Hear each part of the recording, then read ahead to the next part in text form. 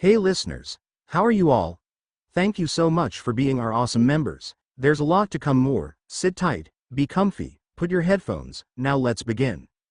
Fletcher groaned and rubbed his temples, the pain in his head intensifying with each passing moment. He tried to remember what had happened, but all he could recall was being knocked out with sleeping gas. He glanced around his cell, taking in the dismal surroundings, and listened to the groans and curses coming from the other cells. It seemed that everyone was feeling the same way he was. Ed, you there? Fletcher called the cell next to him, but he heard no response. He tried again, but there was still no answer. Hey, Fletcher, Ed's not here. They probably took him when they knocked us out with the sleeping gas, remarked his cellmate, whose name Fletcher couldn't remember. Fletcher tried to sit up, but his head was spinning, and his vision was blurry. He closed his eyes, trying to focus his mind, but it only made his headache worse. A few hours later, Fletcher sat down trying to piece together what had happened since he'd been knocked out. Why did they take a bunch of prisoners? Something fucked up is going on here. A few weeks ago, the army had taken over the prison, and all contact with the outside world had been cut off. Obviously, there were a lot of prisoners who tried to find out what was going on, but to no avail. There had even been a prison riot protesting the lockdown, but it was met with extreme violence, and a bunch of inmates were gunned down. Since then, no one had tried anything, and it glanced like these soldiers were on edge all the time, like they were scared of something on the outside. Fletcher sat down racking his brain, trying to make sense of this messed up situation. He wondered, the only explanation I could think of is that something big is happening outside. A war, natural disaster, deadly virus outbreak. Only something so drastic would demand such drastic action from the government, and they are experimenting on prisoners. Fuck, I need to get out of here. As someone sentenced to the death penalty for multiple homicides, I'll be on the top of the list. Fletcher cut a piece of his sheet and made it into a mask with straps on the side. It was crude, but it would do the job. During the lunch break, Fletcher put on his homemade mask and sat away from others. Look like others also have the same idea as me. He glanced around and smirked. A few people also put their own versions of masks on and distanced themselves from others, while the rest just glanced at them. Some tried to mimic them by pulling their shirts up to their nose, and some just sat away feeling scared and stranded. A tall, slim white man with a face full of tattoos approached. Hey, Fletcher, you also figured out what's going on? He sat a few feet away from Fletcher, who nodded his head in response. Poker, so what? It doesn't change a thing. We're in a confined space breathing the same air. If there is a disease and it's airborne, sooner or later, we will all get infected. Remember how the prison guards suddenly put us on lockdown and disappeared? Poker inquired Fletcher. Well, one of them who was on my payroll slipped me this. Do you know what was on it? Better yet, how about you read it yourself? Poker handed Fletcher a copy of an emergency alert. Fletcher hesitated at first, but his curiosity took the best of him, and he took the paper and read it. Attention all, it is with great regret that we must inform you that our recent dimensional exploration has failed. However, the consequences of this failure are far greater than we could have ever imagined. Through our experimentation, we have inadvertently created dimensional cracks and overlaps that have allowed monsters from other universes to invade our world. These monsters possess extraordinary abilities, and we are unsure of how to stop them. But the horrors don't stop there. We have also discovered that humans exposed to these dimensional cracks and overlaps have developed strange and unpredictable abilities. The extent of these abilities is unknown, and we cannot predict how they will manifest in different individuals. We urge everyone to exercise extreme caution and stay vigilant. If you notice any unusual abilities, report them immediately to the authorities. We are working tirelessly to rectify this situation and restore order to our world, but we need your help to do so. Fletcher read silently. Is this real, Poker? It's not a joke, is it? Fletcher inquired, staring at Poker. I wish it was. The only reason I'm showing you this is that you're the only person with a brain here, and I don't understand any of that science gibberish in there. Tell me what it all means, Poker remarked. I'm not sure either, but from what I can gather, how can I put it, imagining that our world is inside a cell. Now, what if all other cells are also worlds of their own? They could be exactly like ours or completely different or anything in between. Now, what if we dig through the walls of the cells next to us? What would happen? Fletcher explained. What? Poker inquired impatiently. Well, these worlds will no longer be separated, and whatever lives inside monsters or humans or whatever can now travel freely between them. Fletcher responded in a serious tone. What, WTF, is this even possible? Poker inquired in disbelief. In theory, it is, and according to the paper, it looks like it is, Fletcher remarked. Then what do you think the army wants from us? Poker inquired. It's probably because of this line on the paper, Fletcher remarked. Poker took the paper back from Fletcher and glanced at it. Humans develop strange abilities. I think they are taking people who have these abilities, but I don't know how they identify them, Fletcher remarked. After lunchtime was over, Fletcher was back in his cell, thinking about everything that was going on. I need to figure this out soon. How do they identify the people? He inquired himself. Fletcher lay on his bed and closed his eyes, trying to recall his interactions with Ed, the only person he knew who had been taken by the army. He recalled yesterday's events, waking up and having breakfast with Ed, what they talked about. He recalled everything he could remember, and when it seemed like there was nothing. Wait, yesterday during breakfast, Ed told me about the dream he had. It was memorable for him because he did not have one in a long time. I had a bizarre dream last night. I was floating around and felt very real, like I'm really capable of doing it. Even now, I feel like I can do it if I try, Ed remarked. I remember we laughed at that, but what if that was true and not just a dream? Fletcher wondered to himself. Prologue. Prison Part 2. A few days later. More prisoners were taken. The atmosphere inside the prison was getting gloomier by the minute. Everyone felt like they were choking and the prisoners stopped interacting with each other and isolated themselves. Today Fletcher was outwardly nervous because he had a dream last night, a very vivid one. Luckily for him, he blended with the rest of the anxious prisoners. Last night, I dreamed about killing people and eating their flesh and getting bigger and stronger. The dream was so surreal that I can still taste the blood and flesh of the people I killed, he wondered. Fletcher put the sheets over his cell. This was a common habit of prisoners who wanted some privacy. He undressed and got naked and got a small hand-sized mirror he had hidden in his cell. Soldiers, unlike the guards, didn't search the cells very well, and he started checking his whole body from head to toe. Everything looks fine, there is no visible change on my body, Fletcher remarked to himself. What Fletcher didn't know was that the military had a device that could measure the energy emitted from an awakened body. Fletcher sat down on his bed after dressing and then continued his day like always. At midnight, the sleeping gas was released, and everyone was knocked out. Hours later, Fletcher woke up. He was not in his cell, he was tied to a hospital bed, and his entire body was restrained, and his mouth was gagged. He panicked and tried to free himself, but to no avail. His eyes darted around, and he saw a few doctors looking intently at him. They had a very cold and unfeeling stare. One of the doctors approached Fletcher and removed his gag. He remarked, "Your name is Fletcher, right?"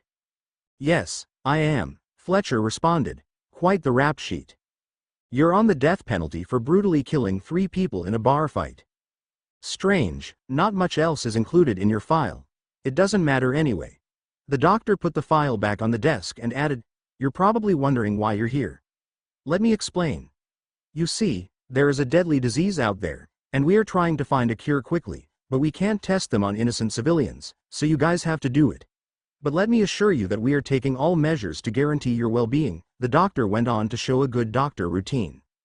But Fletcher knew that nothing this doctor remarked was true. But why is he telling me all this? "So Mr. Fletcher, we need your utmost cooperation," the doctor remarked in a monotone voice. "If you help us out and answer all our questions, you will be making a huge contribution to humanity. And I have some great news. Depending on the success of this, the facility, you will be pardoned by the president and gain your freedom." Fletcher's eyes narrowed as he listened to the doctor's words. He knew that there was more to this than just answering a few questions. "Now that you've laid the carrot, let me see your true intentions," he wondered to himself. "Let's start with something simple," the doctor continued. "Did you have any dreams lately? Not a simple one, a dream that felt real?" Fletcher hesitated for a moment before answering. "No, I haven't," he remarked, a bald-faced lie. The doctor glanced skeptical but moved on to more questions. "Have you experienced any strange sensations or abilities, such as levitating, super strength, or anything like that?" Fletcher wondered of Ed's dream and how he had talked about being able to float in his sleep. "No, nothing like that," he lied again. The doctor's face twitched and his fake smile turned into a deep frown. Listen up, you trash, he remarked, his voice rising in anger. Don't test my patience. Next time you lie to me, I'll make you regret the day you were born. Fletcher's eyebrows furrowed and his eyes gave a chilling look. The doctor felt his hair rise, but then he got a hold of himself. Why am I scared by a prisoner? He wondered to himself. He can't do anything to me while I can. Suddenly, Fletcher glanced directly at the doctor.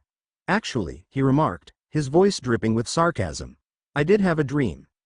A dream that I was out of this place, living a normal life.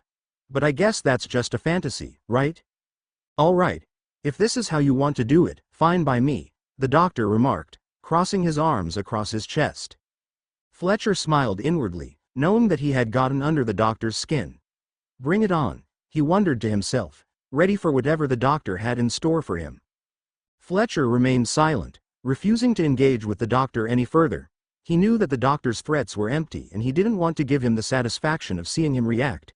Instead, Fletcher decided to bide his time and wait for an opportunity to turn the tables on the doctor. As the questioning continued, Fletcher maintained his stoic demeanor. Days turned into weeks, and the questioning became more intense. The doctor and his team used a variety of tactics, including sleep deprivation, sensory deprivation, and other forms of psychological manipulation to try to get Fletcher to talk. But Fletcher remained steadfast in his silence. One day Fletcher lay restrained in his bed, his body still aching from the previous night's brutal interrogation. He was lost and wondering what his fate would be in this place. Suddenly, the room began to shake violently, causing Fletcher's heart to race with fear. At first, he wondered it was an earthquake, but as the shaking intensified, he knew that it was something else entirely. The bed tipped over, sending him crashing to the ground. The mechanism that had locked him in place malfunctioned, and he was finally free.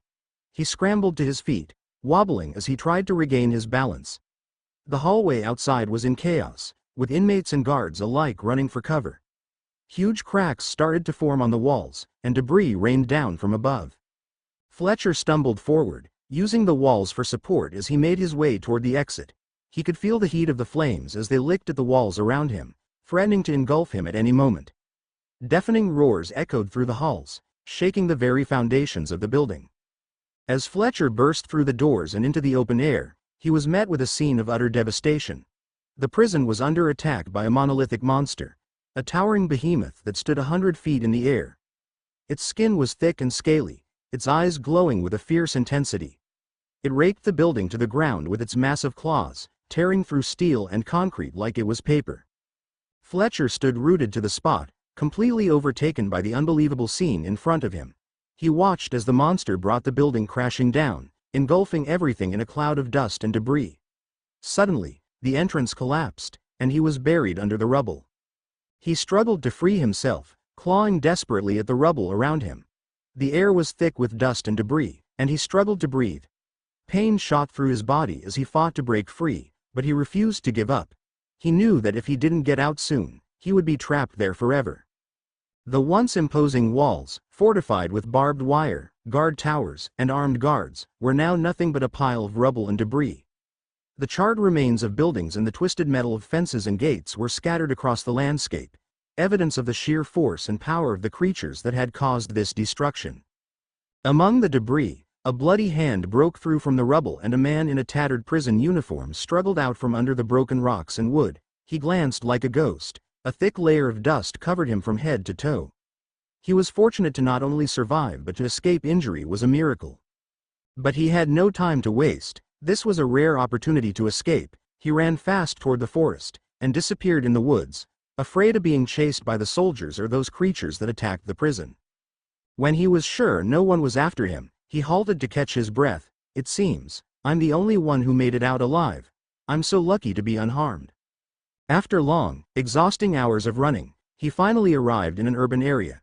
He kept exploring to find a spot where he could rest for the night, but he couldn't help but stand rooted to the ground, gazing in confusion. Something seemed out of place. The eerie silence and the empty streets made him nervous. This was a city, not a big one, but still, it should be full of life and movement. Where is everyone? He wondered. He walked around, but not a single soul was around. Feeling the effect of all the running and walking he had gone through to get here, his body needed some urgent rest, so he set his gaze on a random building and decided to explore the inside. He tried the doors of a housing apartment, but no one was home. He kicked open a door and found the place empty and covered in dust. It glanced like it had been abandoned for weeks or months. The electricity and water were off, so he couldn't use anything inside. After a thorough search, he discovered some clothes and sneakers that fit him. In the kitchen, he opened the fridge, but everything had gone bad without power. He searched other vacant apartments and found some canned food, cereal, and water. He ravished the little food he found. It made a decent meal compared to what he had eaten in prison. He nervously inquired, "What was that sound? Please don't tell me it's one of those creatures." Peering out the window, he saw 3 zombies strolling past the building. They growled loudly and dragged their heavy and rotten bodies with surprising agility.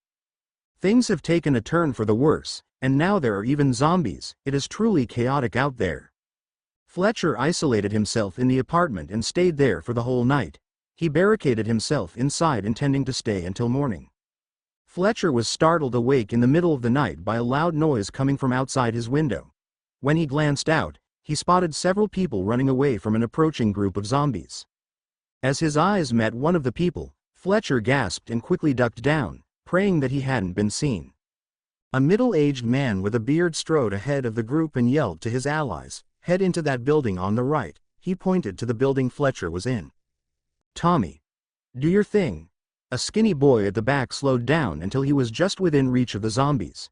It almost glanced like he was teasing them by keeping a constant distance. Eventually, their attention was completely taken away from the rest of the team as they followed the boy far away. The rest cautiously made their way into the building. After a bit of time, Fletcher heard knocking at the door. He rushed to it and peered out the peephole. He recognized the man from earlier who had caught his eye. "Pardon me," the stranger remarked. "Could you open up? We don't mean any trouble." Fletcher tucked a kitchen knife into his trousers and moved towards the entrance. "I can't hide anymore. He spotted me earlier," Fletcher wondered to himself as he opened the door. Standing before him was a tall man with a full beard and an unyielding expression. He held out his hand for a greeting.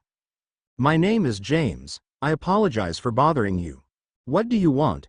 Fletcher gave the man a cold look and didn't even bother to shake his hand.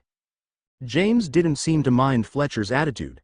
"I just wanted to say hi and apologize for barging in. We won't stay long." "Where are you headed? If you don't mind me asking," Fletcher inquired. James glanced around the flat and noticed Fletcher was by himself. "We are going to the 11th base. You can tag along if you want. It's not safe to be on your own," James remarked in an attempt to gain a new companion. "I'm thankful for the offer, but I have other plans." "Well, it's a shame. By the way, we found some supplies in the building. I hope you don't mind sharing some with us." "It's all good. I just arrived here as well." "Well, thank you anyway. Listen, tonight we'll be having dinner. If you want you can join us, and I'll introduce you to the others." "I will think about it." Once James had departed, Fletcher shut the door. "They don't seem like bad people," he wondered to himself. "Maybe I should join them tonight. That wouldn't be a terrible idea. I could get some information about what's been going on outside since I've been stuck in jail all this time." James and his pals were all together in one room, chowing down on canned food, chatting about whatever came up. Then there was a knock. "Hey James. It's Fletcher from upstairs. You told me I could drop by." They opened the door and he stepped inside. "I'm Fletcher." He then turned to James and meekly remarked, "Sorry for snapping at you before. It's been a long journey on my own." James greeted him with a warm smile, assuring him that there was no need to worry. Fletcher took in the scene of 9 people gathered around, 7 men and 2 women. His gaze hung a bit longer on the female duo. Both were young and attractive with slender bodies. He chided himself internally to not give in to his impulses. This was not the moment. There was one man around their age while the other males glanced significantly older than James, who seemed to be sitting by himself in the corner. The 2 women and the young man appeared to be sitting together, seemingly comfortable with one another. Fletcher was eager to find out more about the group, so he inquired about their story. He wanted to delve deeper into who these people were and how they had come together, so he posed the question, "How did you guys meet?" James spoke up first. "Well, I met Tommy, Jess, and Monica 2 weeks ago at a gas station. We met these gentlemen a few days later, heading the same direction as us." "Did you come across anyone else while traveling here?" A handful of people showed up now and then, including the army yesterday. We wondered we'd finally made it to safety, but strangely enough, they wouldn't have paid us any attention if I hadn't revealed my prior military service. They insisted that their mission was too important to be delayed, so off they went without another word. How can anything be more urgent than saving civilians? Fletcher was rattled. Hearing about the army's movements had him all worked up. But he stayed composed and inquired, "Do you know which way they were going?" James gazed off southward with a perplexed expression. "I'm pretty sure it's to the south, but there's nothing out there apart from mountains," he remarked in confusion. Fletcher was aware that they were headed in the direction of the prison. He wondered, "I have to get out of here fast. They might be on the lookout for anyone who made it out." James inquired curiously, "So Fletcher, what brought you here? Where did you come from?" "I got separated from my brother and since then, I've been searching for him." To cover up the truth, Fletcher came up with a false story of looking for his missing sibling in case anyone inquired. "I feel terrible for you. Can you tell me what he looks like? Maybe we crossed paths with him." Fletcher described a random person, a friend he knew from prison, and obviously, they did not recognize him, because he was dead. "I strongly suggest joining us at the shelter. He may be there. Also, you might not know about this, but all shelters compile a record of those who have survived." "I will think about it. Thank you for the suggestion." Fletcher listened intently as people began sharing what had taken place outside. He was utterly unaware of the events that had unfolded in recent months, but he finally obtained some answers to his many questions. From what he could piece together from their conversations, a year ago, scientists made a groundbreaking discovery: infinite dimensions existed. They found a way to open portals leading to them and planned an expedition like no other, to be broadcast live on television for the world to witness, something akin to the landing on the moon. But 8 months later, when they were ready to send the team in, disaster struck. As the world watched in complete horror, a massive explosion happened at the site, taking hundreds of lives with it. Since then, portals have been popping up all over. Horrifying monsters, grotesque creatures, and all sorts of horrifying beings emerged from portals around the world, causing chaos everywhere. Even dead bodies rose as zombies. But most shocking of all was when some humans started displaying supernatural abilities. Governments around the world attempted to control this devastating situation but were unable to. As a last resort, they directed their citizens into secure underground shelters. Those who opted not to seek shelter have been left to fend for themselves on the surface. Fletcher discovered that Tommy had special powers. His speed increased tremendously and he was capable of reaching speeds as high as 90 kilometers per hour, an astounding feat.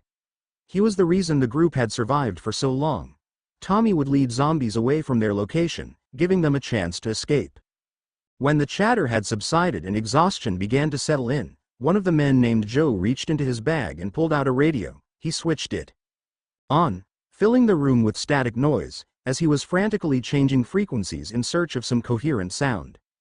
"This emergent, Chanel number 96.0 to all survivors in the Madden City and nearby areas. The 11th West Base is now ready to receive more people. Please be safe on your way here." Fletcher listened as well, but his attention was elsewhere. His eyes fixated on Jess, mesmerized by her beauty. Her attractive face and full figure drew him in. After all the time spent in prison, being so close to someone as lovely as her filled him with desire. He glanced at her with a burning intensity. Jess noticed Fletcher and wrinkled her nose in distaste. He had been gawking at her the entire time. She shivered, grabbing a blanket to cover herself up. She was used to men stealing glances at her every so often, but this Fletcher made her skin crawl. His presence gave her an unsettling feeling. As night had crept in, everyone was fatigued and ready for some rest. Fletcher remarked his goodbyes after a lengthy evening and went back to his apartment. Jess settled in for the night, nestled beside Monica. She couldn't help but tell her friend about the eerie feeling the strange man gave her, and to her surprise, Monica had sensed the same thing. Early the following morning, James and his companions set off, while Fletcher watched from the window with a longing gaze, admiring Jess's figure. "If I wasn't in a hurry, I would have had some fun with you," he wondered wistfully. Fletcher ventured further away from his current location, marching northward to increase the gap between himself and any nearby military presence. He had taken James's advice to heart and resisted hijacking a vehicle, which may have served as a beacon for dangerous creatures. 2 days after he departed from Flanders City, Fletcher arrived at a small town called Rover Hill. As he approached, He heard the echoes of gunfire and booms in the distance. Curiosity sparked within him and he decided to investigate further. Climbing to the summit of a nearby hill, he had an unparalleled view of the town. He watched in shock as soldiers and tanks battled against a dark figure. What on earth is going on down there? He moved closer to investigate. The soldiers were up against an imposing giant standing 5 meters tall. It resembled a gorilla, yet it had no eyes, nose, or ears, just a wide maw of jagged teeth. The beast was cloaked in a thick black tar-like substance from head to toe. The tar-like substance moved like an extension of its own body, hardening into a protective barrier of metal when threatened and transforming itself into sharp spears to impale any adversaries or even tentacles to grab whatever was nearby. Fletcher was astonished as he watched a strange man wearing peculiar armor. Standing among the soldiers, the stranger had flames blazing from his palms and hurled huge fireballs, the size of basketballs, at the beast. Each fiery sphere burst into pieces upon making contact. The fight dragged on for nearly a quarter of an hour and the soldiers were no match for the monster. Even though they threw everything they had at it, the creature remained unscathed while many of the soldiers perished in its onslaught. With their ammunition running low, it seemed like they were fighting a losing battle. The strange man didn't look any better either. He appeared utterly drained and lacked the strength to conjure any more of those fireballs. The soldiers desperately tried to escape, but the beast was relentless. Fletcher saw it mercilessly pursue each of them until there was nobody left alive. To his shock, instead of devouring the corpses, it only gnawed off the head of the strange man. Fletcher watched intently as the dark figure dashed away from the town, vanishing into the distance. Fletcher ventured to the battlegrounds, rummaging through the corpses of fallen soldiers for anything that could be salvaged. He didn't want their guns. They were useless against the monstrous creatures wandering about. He found some military rations, medical supplies, and a combat knife. Fletcher was intrigued by the armor adorning the mysterious man's corpse. It seemed to be made of a leathery material, yet it was as tough as steel. Stealing from the dead was not a problem for someone like Fletcher. It was far more tame than all the horrible things he had done throughout his life. Fletcher grabbed the vest and 2 pairs of long gloves for himself. He was surprised to find a mysterious bracelet on the corpse's wrist when he removed the gloves. Geometric shapes and strange lines were etched all over it, so he cautiously picked it up and inspected it more closely. The moment he slipped it onto his arm, it locked in place with a startling click, and a sudden prick of pain shot through his skin. Something inside the bracelet had just pierced him. Fletcher was stunned when he touched the bracelet and a glowing screen suddenly appeared before him. He stumbled back onto his rear end, completely baffled. His eyes widened in surprise as he read the words on the display, which seemed to be giving information about him. What is going on here? Is this some kind of game? Are these my stats? Fletcher was no genius, but even he could figure out what this represented. Even though it seemed completely out of the realm of reality, the world was not the same anymore. He needed to adapt to it and fast. So my ability is called Devour. Back then inside the prison when I awakened, I was captured by the army, and they experimented on prisoners, who awakened like me. I never knew what my ability was, and neither did they. Fletcher stumbled upon a notebook when searching the strange man's trousers. He snatched it and went on his way to find someplace to lay low for the night. He eventually came across a secluded residence and decided to rest there for the evening. After devouring some nourishment, he began leafing through the notebook's pages. Notebook entry N1 First day as an awakened August 23, 2025. My name is William Goldberg and I just made a huge transformation. Today, I attained an incredible ability that lets me conjure fireballs from my hands. The people in charge at the shelter saw potential in me and offered me the chance to join the military and help their mission of protecting humanity, something I'm really enthusiastic about. Now, I finally have the power to fight back and make a difference. One of the researchers gave me this notebook and inquired me to document all of my experiences throughout the day, even the embarrassing stuff. Notebook entry N2 Today I woke up at 5 in the morning. Fletcher skipped the mundane parts and decided to skim through them until he found something interesting. Notebook entry N21 Today. The military elite were graced with a visitor from another realm. They appeared to be human yet had long ears and stunningly captivating elegance. They referred to themselves as elves. The peace-loving race shared their generous gifts with us, special bracelets that magically show the wearer's attributes. Our scientists modified them so they display data in numbers in our language, just like a character stat window from a video game. Plus, they even gave us tips on how to boost our attributes. Fletcher beamed with delight as he tucked the notebook into his pocket. He felt incredibly fortunate to get this bracelet, especially when all seemed lost in this chaotic world. Now he had hope. Instead of fleeing, he could fight back and take control of his destiny. For once, Fletcher was excited for what tomorrow would bring. Rising early the next morning, Fletcher pulled on the lightweight armor vest and the 2 gloves that were part of his loot. According to the notes in his notebook, these pieces of equipment weren't blessed with any magical enhancements. However, they provided excellent protection. They felt much more flexible than a traditional bulletproof vest. Fletcher had a plan to hunt some zombies, and he was considering his options. He could either go for a frontal attack or set up some traps. The latter seemed like the safer bet until he felt more confident in himself. This way, Fletcher could avoid taking unnecessary risks while honing his skills. Despite the ghost town feel, he was aware of the tragic truth. If the remains of the soldiers from yesterday's battle were left intact, they would soon become zombies. He knew that in a few hours, any deceased soldiers could transform into the undead unless their brains were destroyed or incinerated. Anticipating the zombie soldiers that were patrolling the town, he carefully laid out some tripwires and crouched in wait. Fletcher watched in glee as a zombie stumbled toward one of his traps. His fingers were tightly wrapped around the handle of the steel hammer he had found. It was the only thing that could give him an advantage over the undead creature. Cautiously, Fletcher crept up behind it until the beast tripped on the wire, crashing to the ground with a sickening thud against the concrete. The zombie barely had time to realize what had happened before Fletcher's weapon struck down, smashing into its skull. He felt the satisfying crack as the hammer hit but, unfortunately, wasn't quite able to break through.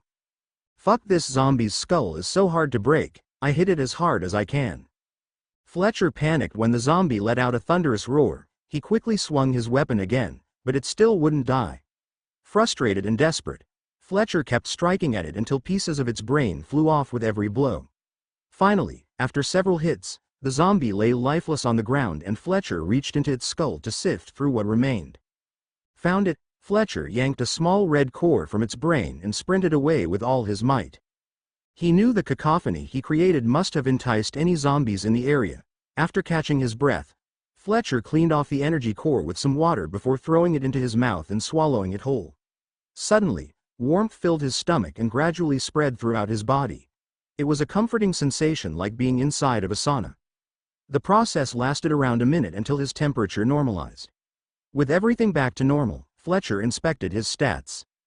My strength increased by 0.1. That's not right. I remember reading William's notebook. He stated that a zombie energy core can increase attributes of an awakened by 0.01. He even mentioned how he had to constantly swallow energy cores up to 60 cores a day, to maximize his consumption. Wait, there was also something about digestion. He carefully opened the notebook, his eyes eagerly scanning through its pages until he found what he was looking for, a section devoted to energy cores.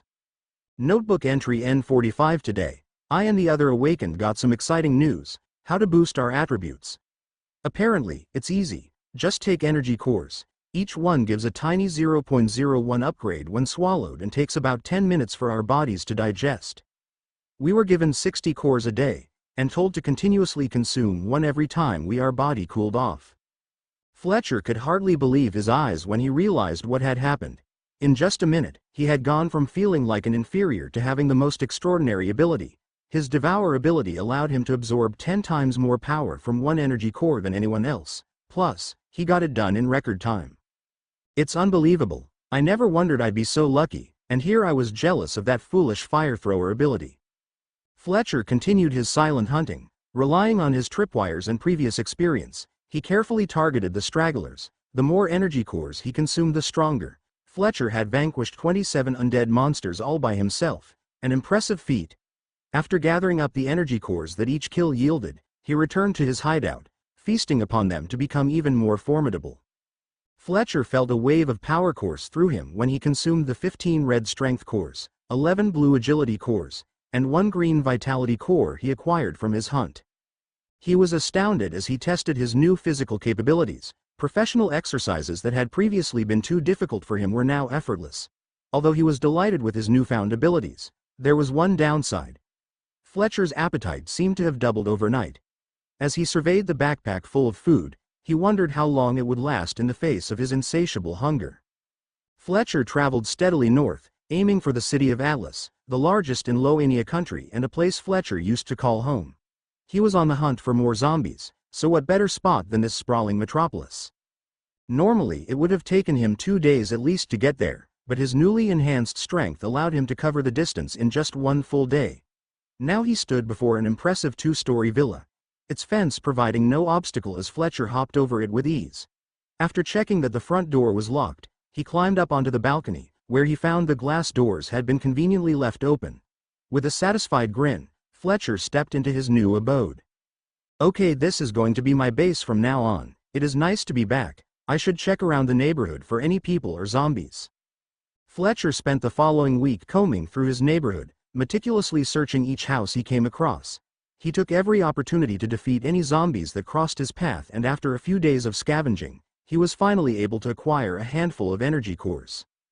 This is weird. I have eaten 3 so far, but my strength and agility attributes won't increase at all. No matter how hard he tried, his physical abilities just wouldn't seem to improve anymore.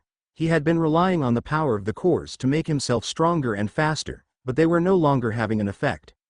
Maybe 5 is the limit of the human body. Well, I still have vitality and intelligence to increase, but they are so hard to find. Well, even if this is the limit of my body, this is incredible. I have superhuman strength, and my speed is amazing. I can easily kill zombies now. It is not even a challenge anymore. Tomorrow I will venture deeper in the city. This place is practically zombie-free already. A couple of blocks down the road, atop a weather-beaten roof, 2 men sat huddled together, their hands clasped around a rusted can of beans. As they shared their meager meal, savoring each mouthful as if it were their last. They were brothers in arms, united by the bonds of a life lived on the fringes of society, where survival was a daily struggle and every small victory was cherished. Recently, zombies' numbers dropped significantly in this part of town. Some other group is hunting in this area. Probably, but this guy is a freak. Do you think he is an awakened? I don't think so. We have been watching him for days, and he didn't display any unusual abilities, except being efficient with the use of a hammer and smashing zombie skulls. Nothing is out of the ordinary. Are you fucking serious? Can you do that? I have never seen someone kill zombies with one swing. This guy is anything but ordinary. Ray, you always worry too much. This is an easy score. This guy is sitting on a lot of zombie cores. Just these few days, I lost count of how many zombies he killed, and he may have even more. I don't think we should do this, David. It's too dangerous. You must have heard from Jack about the army having a way to make Waken stronger. What if they have a way to help us awaken? I'm not gonna miss this opportunity. Those are only rumors. You don't know for sure. Fine, if you want to pussy out, I'll do it myself, but don't cry later when I get all the loot for myself. Fletcher emerged from the steamy confines of the shower, feeling refreshed and invigorated.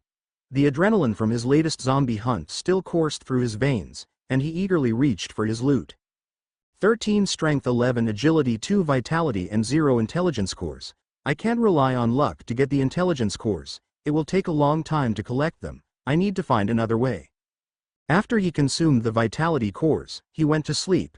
A few hours later, the silence of the night was shattered by a faint, but persistent clicking noise, like the muffled ticking of a distant clock. It echoed through the house, bouncing off the walls and into the ears of Fletcher. Fletcher possessed advanced hearing capabilities, a raison of his upgraded stats.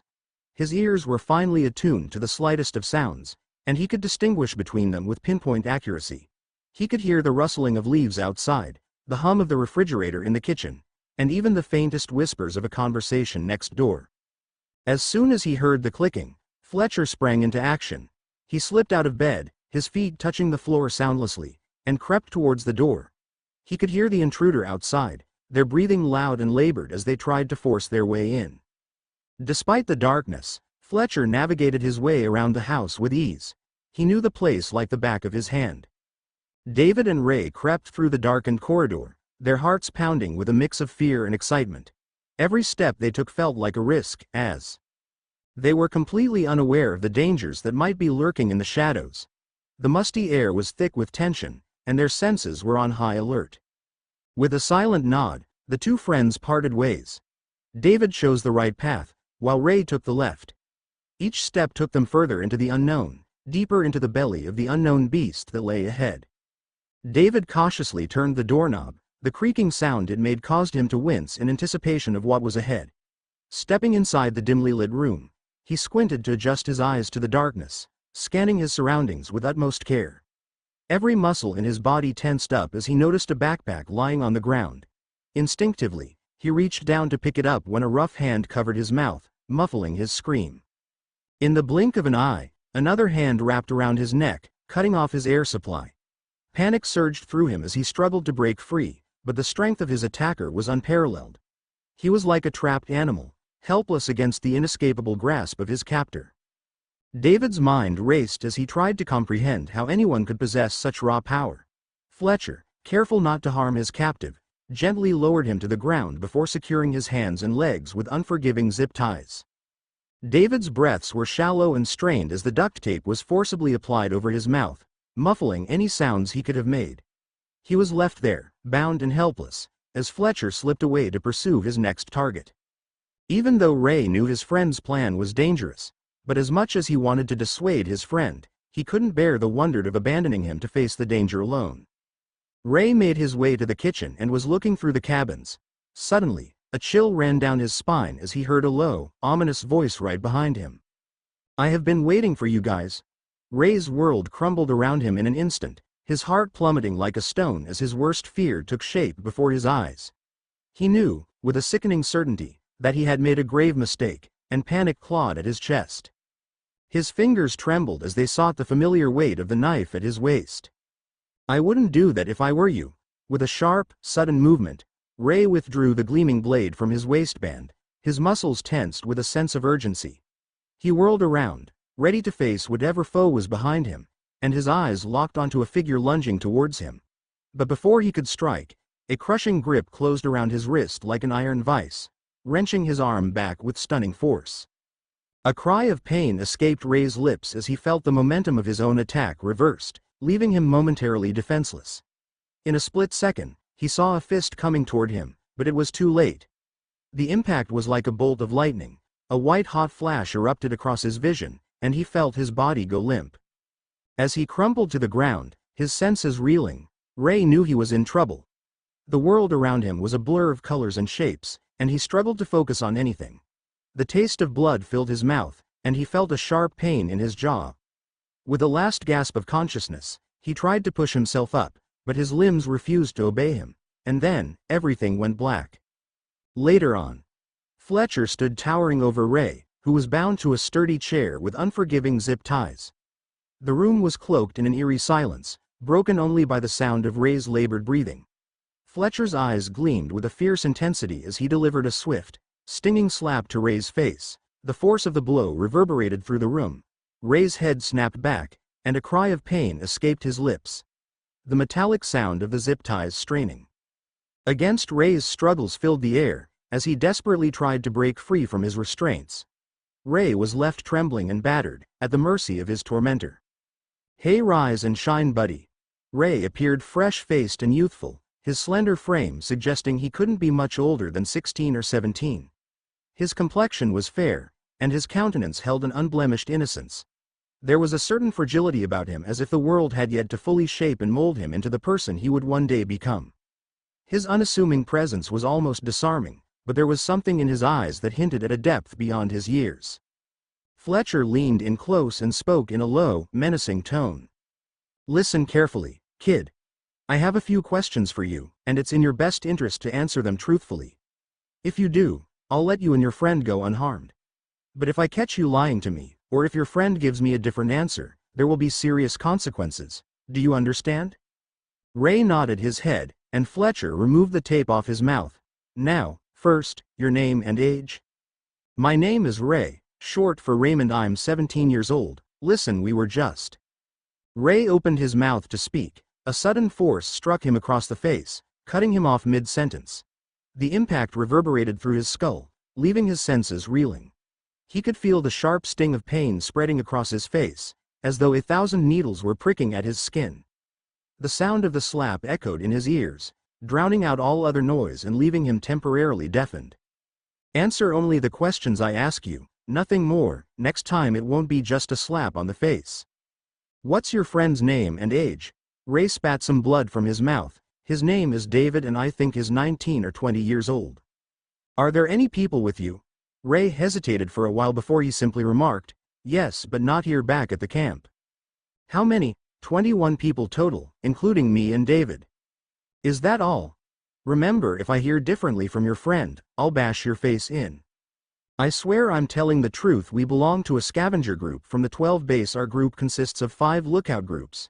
Each lookout group consists of 2 people.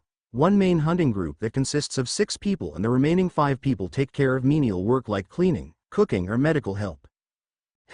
Interesting. Seems very organized for a scavenger group. It's quite common. There are many scavenger teams. It is the only way to make a living nowadays. A living?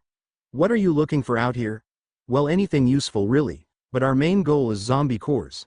The military is giving all kinds of rewards for them back at the base. There are also other people trading them too.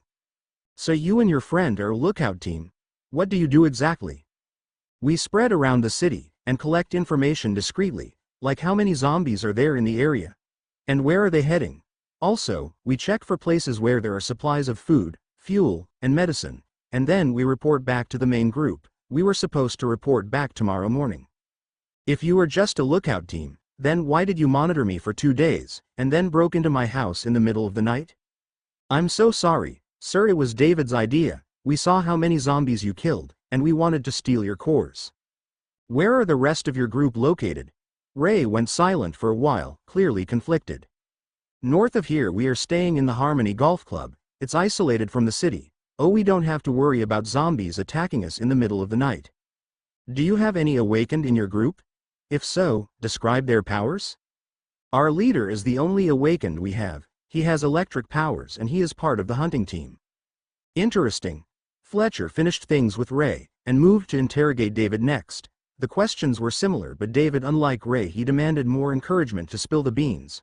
Fletcher had to break a few fingers to get the truth out of him. As the first rays of dawn began to illuminate the sky, Fletcher heaved a sigh of relief. It had been a long and arduous night of interrogation, but he had finally extracted the information he needed from the 2 thieves. Fletcher sat down in quiet contemplation, his mind consumed by a daring plan. His wonders were turbulent, yet he remained steadfast in his resolve. The room was still. The only sound was the steady beat of his heart as he wrestled with the details of his plan. He knew that the risks were high, but the potential rewards were even higher. He felt a surge of excitement as he imagined what could be accomplished if his plan succeeded. I need to plan this well. There is no room for mistakes. This could be my way to get all the cores I need to upgrade in one go. Fletcher had a determined look on his face. Fletcher dragged David and Ray into the same room. Fletcher stood before Ray and David, his expression as cold as ice. He surveyed them both for a moment before speaking. I only need one of you alive, he remarked, his voice devoid of emotion. So who is it gonna be? Ray and David exchanged a quick glance, both understanding the gravity of the situation. If one of you doesn't give me a good reason to keep them alive, Fletcher continued, his eyes flicking between them, I'll choose randomly. David, heart raced, as he spoke first. Please, sir, he remarked, his voice shaking with fear. Don't kill me. It wasn't my fault. It was him. Ray, who was right next to him, glanced at him in shock and disbelief. What are you talking about? He cried out. But David was already on a roll. His face twisted into an ugly expression. He threw his friend under the bus without hesitation. He's the one who wanted to steal from you, he remarked, his voice rising in pitch. I had nothing to do with it. Ray was horrified and shocked by his friend's betrayal. Fletcher slowly approached Ray and whispered in his ears, your friend just sold you out. Are you ready to die? Ray's heart dropped, and he could feel his entire body shivering. Please, sir, don't. Yes, kill him. He deserves it. David was relieved to see that he wasn't the one dying today. He could care less about his friend right now. Ray remained silent, clearly feeling hopeless. Fletcher untied David out of the chair. David was overjoyed to be free, but his joy was cut short. Fletcher swiftly proceeded to grab David from behind, in a rear naked choke-style hold, positioning a hand on his jaw, and the other hand on the back of his head. David was frightened by the sudden change of events. He started kicking and screaming. Snap! Fletcher twisted his nick in a fast motion, breaking it. Ray was watching in terror as David's eyes rolled down, and his body slumped to the ground. Shit, I overdid it a little bit. I'm still not used to my strength. Fletcher clicked his tongue. He didn't control his strength, which resulted in the jaw breaking as well. No, this can't be happening. This must be a dream. Ray's mind was in turmoil and he started mumbling uncontrollably. Fletcher grabbed him by the shoulders and glanced him straight in the eyes. Ray flinched and started trembling. Please don't kill me, please, crying like a baby. Be quiet. I'm not going to kill you. After all, I still need you. Ray stopped crying, but he could not stop his body from shaking. Fletcher dragged David's body to the bathroom and locked it inside. A few hours later, two figures were standing behind a few trees, watching a building in the distance. It was Ray's group camp. The place was fenced and surrounded by golf fields. Fletcher found a building on the outskirts of the golf club grounds, used for storage, and decided to stay there for the time being. Listen up, kid. If you want to stay alive, you have to be useful to me, otherwise, you're just dead weight. Ray was sweating bullets. He still had the image of David's dead body in his head. Now tell me, is there anything else I need to know? Fletcher put his hand on Ray's shoulder and glanced him straight in the eyes. Ray hesitated for a while, before he remarked, my older sister, she's part of the group. She used to be a nurse. She's also our leader, Jack's fiancée. Fletcher contemplated for a while and then patted Ray on the head. There you go, kid. Now that is something I can use. Good thing I kept him alive. Who knew he had such important ties? If I play this right, I could finish this camp by tonight. Ray felt guilty for betraying his group, but he couldn't help it. The words rolled out of his mouth uncontrollably, but his mouth seemed like it had a mind of its own. Fletcher smirked. What a naive kid. He easily buckles under pressure. That's why I kept him instead of the other one. He's easy to control. Later on, Fletcher observed the main building for a while. He could not help but notice a young woman standing behind the fence, looking anxiously like she was waiting for someone. That must be Ray's sister. Got to say, she's quite the beauty. I didn't expect that. This might be more fun than I imagined. A rock landed beside Olivia. She picked it up and noticed a note attached to it. She opened it, and as she was reading it, her face frowned more and more. Note: if you want to see your brother again, you need to follow the instructions below. Immediately walk in a straight line toward the trees. Do not stop walking or look behind. Do not alert your comrades in any way. If you don't follow these instructions, you will receive your brother's dead body. Olivia was rooted to the spot, with a look of terror and helplessness plastered on her face. She couldn't think straight, and she knew whoever wrote the letter was watching her and would harm her brother if she tried to do anything. She loved her brother the most. He is the only family she has left, so even though she knew what she was about to do next was utterly stupid, she had to try to save her brother no matter what. She slipped away from the camp, and walked toward the tree line. She walked for a while when suddenly, she heard a voice from behind her. Stop right there, and don't look back. Put both your hands on your head and stand still. Nod your head if you understand. Olivia did as she was told. Fletcher walked towards her, first zip-tied her hand, put duct tape over her mouth, and blindfolded her. Don't worry, I'll take you to see your brother soon. These are just some measures to protect you and me. Back at the storage building, Fletcher removed Olivia's blindfolds for a few seconds, and then put them back. Your brother is safe and sound for now. Olivia was relieved to see her brother. Even though he was tied up and disheveled, he was alive and well. He took her to the next room and sat her down. All right, Olivia, is that your name? Olivia glanced helplessly, as she had duct tape over her mouth. My fault, I forgot to remove the tape. Yes, my name is Olivia. Why are you doing this? What do you want? Nice to meet you, Olivia. Sorry about all of this. Let me first assure you, I don't want anyone to get hurt. I'm not a criminal. I am just someone in a desperate situation. As long as I get what I want, I will let you and your brother go. How does that sound? Olivia was suspicious, but there was nothing to indicate the man was lying so far. He certainly didn't hurt her or her brother, and so far he was very polite. Okay, so what do you want? Well, your group is a scavenger group, right? Yes? You must have gathered a lot of supplies and cores, so I'll cut to the chase. I want everything you have collected. Are you crazy? Even if I could, I wouldn't be able to give you our loot. It belongs to the entire group. Everyone had risked their lives for it, and I'm just a nurse. I have never stepped outside the camp. Don't worry, I know your group would never willingly hand over their loot, that's why I have wondered of another way. What is it? The plan is simply to draw the camp's main fighting power, and only awakened away from the camp and stall him for a few minutes. That's all I need you to do, and before you say anything, I know that you are very close to the leader of the group, Jack. Aren't you Jack's fiancé? So I'm sure you can accomplish this simple task. Olivia was stunned for a moment. How does this guy know so much about us? Did Ray tell him? No way. Ray would never do that. It must be someone else. Is there a traitor in our group? Fletcher noticed Olivia lost in her, wondered, what is this dumb bitch thinking about so much? Okay. I will try. What do I need to do? All you need to do is convince your fiancé to come with you outside the building, into the woods tonight. I need him away from your camp as far as possible, and remember, I am always watching. Don't tell anyone anything. If I suspect you, I will kill your brother immediately. Do you understand? Fine. But what if he doesn't want to leave? What then? Then your brother dies. I don't have a choice. I'll agree for now, and maybe later I can find another way to save my brother. Olivia racked her brain for an answer. Fine, I can do that. But remember, if you touch even a hair of my brother, you will regret it dearly, Olivia remarked in a threatening tone.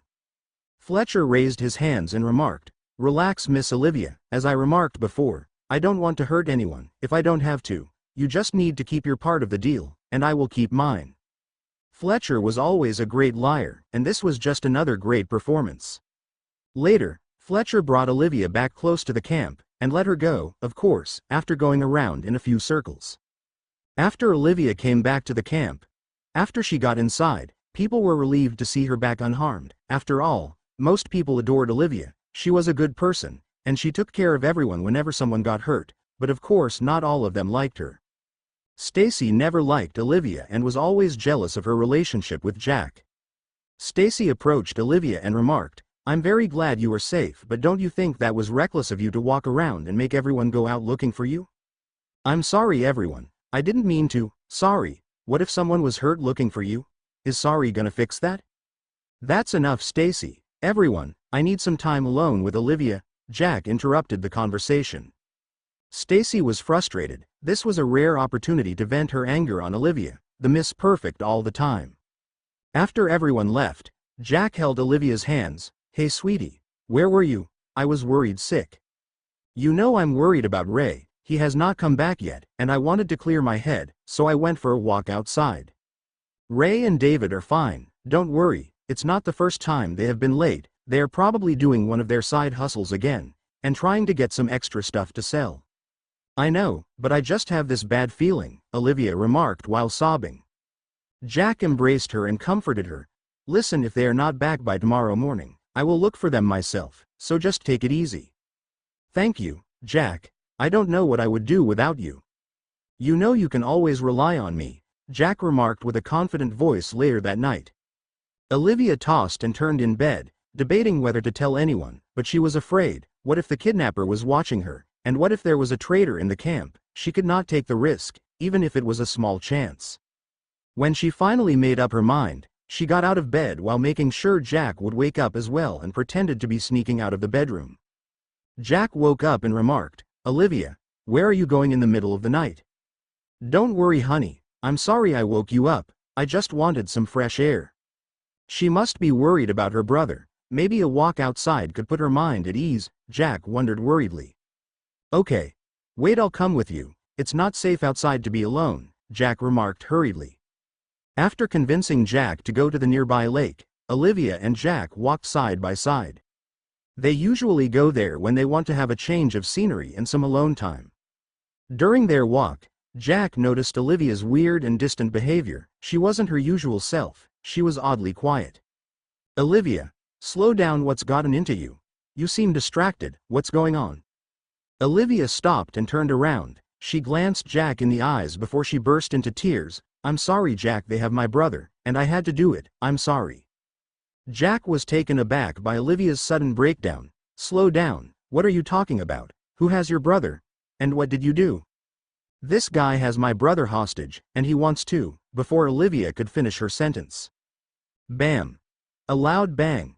Jack was slammed on the head from behind, blood splattered everywhere. It was Fletcher. He was holding a golf club. As soon as Jack fell, Fletcher kept on slamming the golf club down on his skull as hard as he could, until there was just a bloody mess of brain matter and hair on the ground.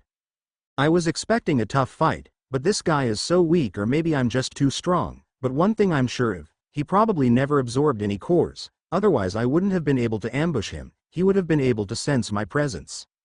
Olivia was on her knees in complete shock, staring at her fiancé's lifeless body, unable to utter a word, not even a scream. Fletcher stood over the body, wiping his face from the blood and brain matter. This was easier than I wondered, but I have you, Olivia, to thank. God, you're just as naive as your brother. Fletcher remarked mockingly with a big grin on his face. Shit, she is in shock. Fletcher waved in front of Olivia's eyes a few times but got no response. Well, I guess seeing your lover murdered in front of you can have that effect, Fletcher remarked, shrugging his shoulders. Fletcher searched Jack's body in case he had anything useful on him, and while searching, he stumbled upon something interesting. Located inside what was left of Jack's brain, a round object. Marble-like with electric streaks flashing inside from time to time. What could this be? Is it similar to the zombie cores? Fletcher could not help but remember the monster from Rover Hill and connect some dots. Fletcher always wondered it was strange how the monster back then only ate Will's head and left without touching anything else. If all awakened humans have these inside their heads, and that's what the monsters want, then that would mean these beads are of some value, and maybe can be used to upgrade attributes just like zombie cores. All kinds of interesting wonders ran through Fletcher's head. Fletcher felt that his guess was correct, but needed to confirm it later. Fletcher dropped Olivia back at the storage building, and after tying her down he left and went to the camp. Now that Jack was out of the way, the rest of the group were easy to deal with. He equipped himself with a military combat knife, which he looted from the soldiers back then, and sneaked inside. He knew there were 4 people spread outside the camp on night watch. Fletcher carefully made his way inside and managed to get close to one of them, as soon as he was close enough.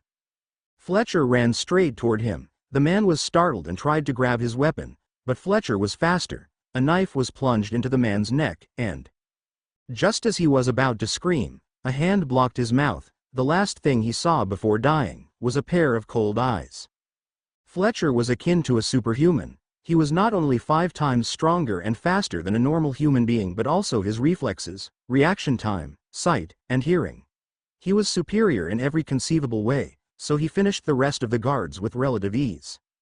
Fletcher made his way inside the building and started going through it room by room. Fletcher was like a killing machine. Nothing could stop him. Any unfortunate soul that was in deep sleep stayed that way forever, but he didn't kill everyone. He left 4 people, 2 women, and 2 men. He tied them down. Whatever he had in store for them was not going to be pleasant. Fletcher spent the rest of the night moving the bodies to a secluded part of the building. They could be useful later. Fletcher found the group's hidden loot, stored away in a walk-in freezer. To his surprise, they had more cores and supplies than he wondered, after counting everything. 145 red cores, 123 blue cores, 35 green cores, 10 white cores. In addition to cores, he found a lot of boxes of food and necessary supplies like medicine and such. This is quite the harvest. I think hunting scavenger groups is more efficient. I'll build my base of operations right here for the time being. He kept all his prisoners tied and locked in a room. I'm tired. I have been moving around all night, and I need some rest. Fletcher chose the biggest bedroom, locked the doors, and went to sleep.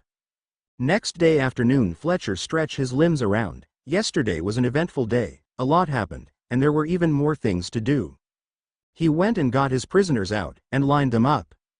Let's see, we have Ray, Olivia, Stacy, Alicia, Brian, and Carlos. They all glanced terrified to even look him in the eye. After all, they witnessed this man kill everyone they knew in cold blood, in a matter of minutes. All right everyone, my name is Fletcher, and I'm glad to meet everyone. You're probably wondering why I spared your lives. Well, simply put, you can be of value to me. This will be a temporary arrangement. Once I'm done with my work around here, you will be free to go. Fuck you, you piece of shit. You won't get away with it. This, you killed? Carlos screamed at the top of his lung with tears streaming down his face. Fletcher grabbed Carlos by the back of his head and smashed it on the floor repeatedly until it was a deformed, bloody mess with one of his eyeballs dangling from his face. What are you doing? Stop, you're killing him. Carlos number. Oh my God, please no. No, I don't want to die. Everyone was freaking out. Oddly, Ray and Olivia were quiet, not even a reaction. "If you don't stop fucking screaming, one of you will be next," Fletcher remarked with a thunderous voice. It became quiet again, with some light sobbing here and there. "Listen, you useless little shits. I don't mind ending your miserable lives right here, but I will give you a chance. You either bow down to me and obey every order I give, or you can join your friends in the afterlife. I'll even offer a quick death." Fletcher got his knife out. "Okay. What is it going to be?" Everyone glanced down and stayed silent. "Great. First and only rule, don't piss me off." Fletcher assigned everyone their roles. Ray and Brain were assigned as a reconnaissance team. Olivia retained her old role as the nurse, and Stacy and Alicia were assigned to do the cooking and cleaning. Later that night, Fletcher was pleasantly surprised when Stacy took the initiative to climb into his bed out of the three women. Something Fletcher didn't mind. After all, he would rather have his sex partners be active and willing participants. Fletcher glanced at her mesmerizing naked body and was elated. She had a beautiful blonde hair, and had a nice body, with curves in the right places, and for someone who hadn't touched a woman for years, he spent hours plunged into the pleasure of sex. Stacy's screams of passion filled the hallway of the building. Throughout the night, Fletcher had to reluctantly stop himself, otherwise with his physique he could have had sex until morning, but Stacy couldn't take it anymore. He lost count of how many times she orgasmed, and this was the third time she passed out. Fletcher didn't want to break his new toy. The next morning, Fletcher was sitting at the dining table having a sumptuous breakfast. Everyone was standing around like statues, waiting for him to finish. The silence was palatable. "Stacy, sit down, and have some breakfast. You deserve a reward for your performance last night." Fletcher always believed that classical conditioning is an effective technique for modifying behavior. Good behavior should be rewarded no matter how small. Stacy was unfazed on the outside, but deep down she was happily surprised. Fletcher glanced in the direction of Olivia and Alicia. "What are you waiting for? Serve her." They were both unwilling, but they had to swallow their pride and follow his orders. Stacy, who was sitting at the table, couldn't help but feel a sense of superiority, and looking at how Olivia was reduced to being her maid, a small idea took root in her head. Maybe this man is her chance to move up in the world. After finishing his meal, Fletcher summoned Ray and Brian to his room. He chose these two because they were very close friends, and as long as Fletcher has Olivia, they would not run away. He needed some surveillance done, to know about the other scavenger groups operating in the city. He tinquired them with finding their camps if possible, or to find out as much as they can about them and report it back to him. When he finished instructing them, he sent Brian out, and Ray stayed behind. "Hey kid, I trust you will do a good job. You won't disappoint me, right?" "No sir, I won't fail you." Fletcher stood up and gently caressed Ray's cheek and remarked, "For your sake, I hope so, because I have big plans for you, Ray." Ray's heart raced rapidly. At the touch of Fletcher, he wanted to get away or curse this man out, but he didn't and wouldn't because he had to admit that a part of him wanted to submit to this man. After sending those two out on their mission, Fletcher sat down and started going over what he did so far and what he needed to do next. Fletcher delayed his plans. He needed to stay here for a couple of days until he got everyone under control, otherwise, it would be a huge waste of time and effort. So to prevent that, some mental games and manipulation were needed. Divide and conquer. As long as he put a division between them and keep them dependent on him, I'll keep them under control until I don't need them anymore. And just as side plane, I locked and blocked all entrances with zombies unless they are ready to risk their lives and fight their way out. They won't be able to leave. Fletcher went back to his room and started absorbing the vitality and intelligence cores. After finishing, he opened his stats windows. Fletcher finally maxed his vitality stats. The vitality attribute is directly linked to the health value. According to Will's diary, it represents the tenacity of a person's life force. Basically, the higher your health value, the faster your healing ability. On top of that, your immune system is stronger, capable of resisting all types of harmful substances like poisons and chemicals. In addition, it allows you to withstand more damage, and lastly, it increases the skin durability. Fletcher decided to test his new body. He got his hunting knife and proceeded to cut the palm of his hand. Surprisingly, he had to use a lot of force to puncture his skin. Even when he was using a sharp combat knife, blood dripped on the ground, and in just a few seconds his hand stopped bleeding, and the wound closed up quickly. "This is incredible. If I didn't test it out myself, I wouldn't have believed it." Fletcher had one remaining object that he wanted to check. He got the bead he found in Jack's brain. and he contemplated for a while what to do with it, but eventually, he gave in to temptation, and put it in his mouth. It took some effort to swallow, but he managed to do it. Fletcher's body started reacting, and subsequently visible arcs of electricity started going through his body, each time more painful than the other. Fletcher was experiencing pain like never before. If it was a normal person, they wouldn't be able to withstand it. The electric currents become more frequent and violent as time went by, and Fletcher was at his limit. FTER 10 tortuous minutes. His body finally relaxed and went back to normal. Fletcher stood up, clearly disoriented. Fuck, that was fucking awful. I hope it was worth it. He opened his stats window.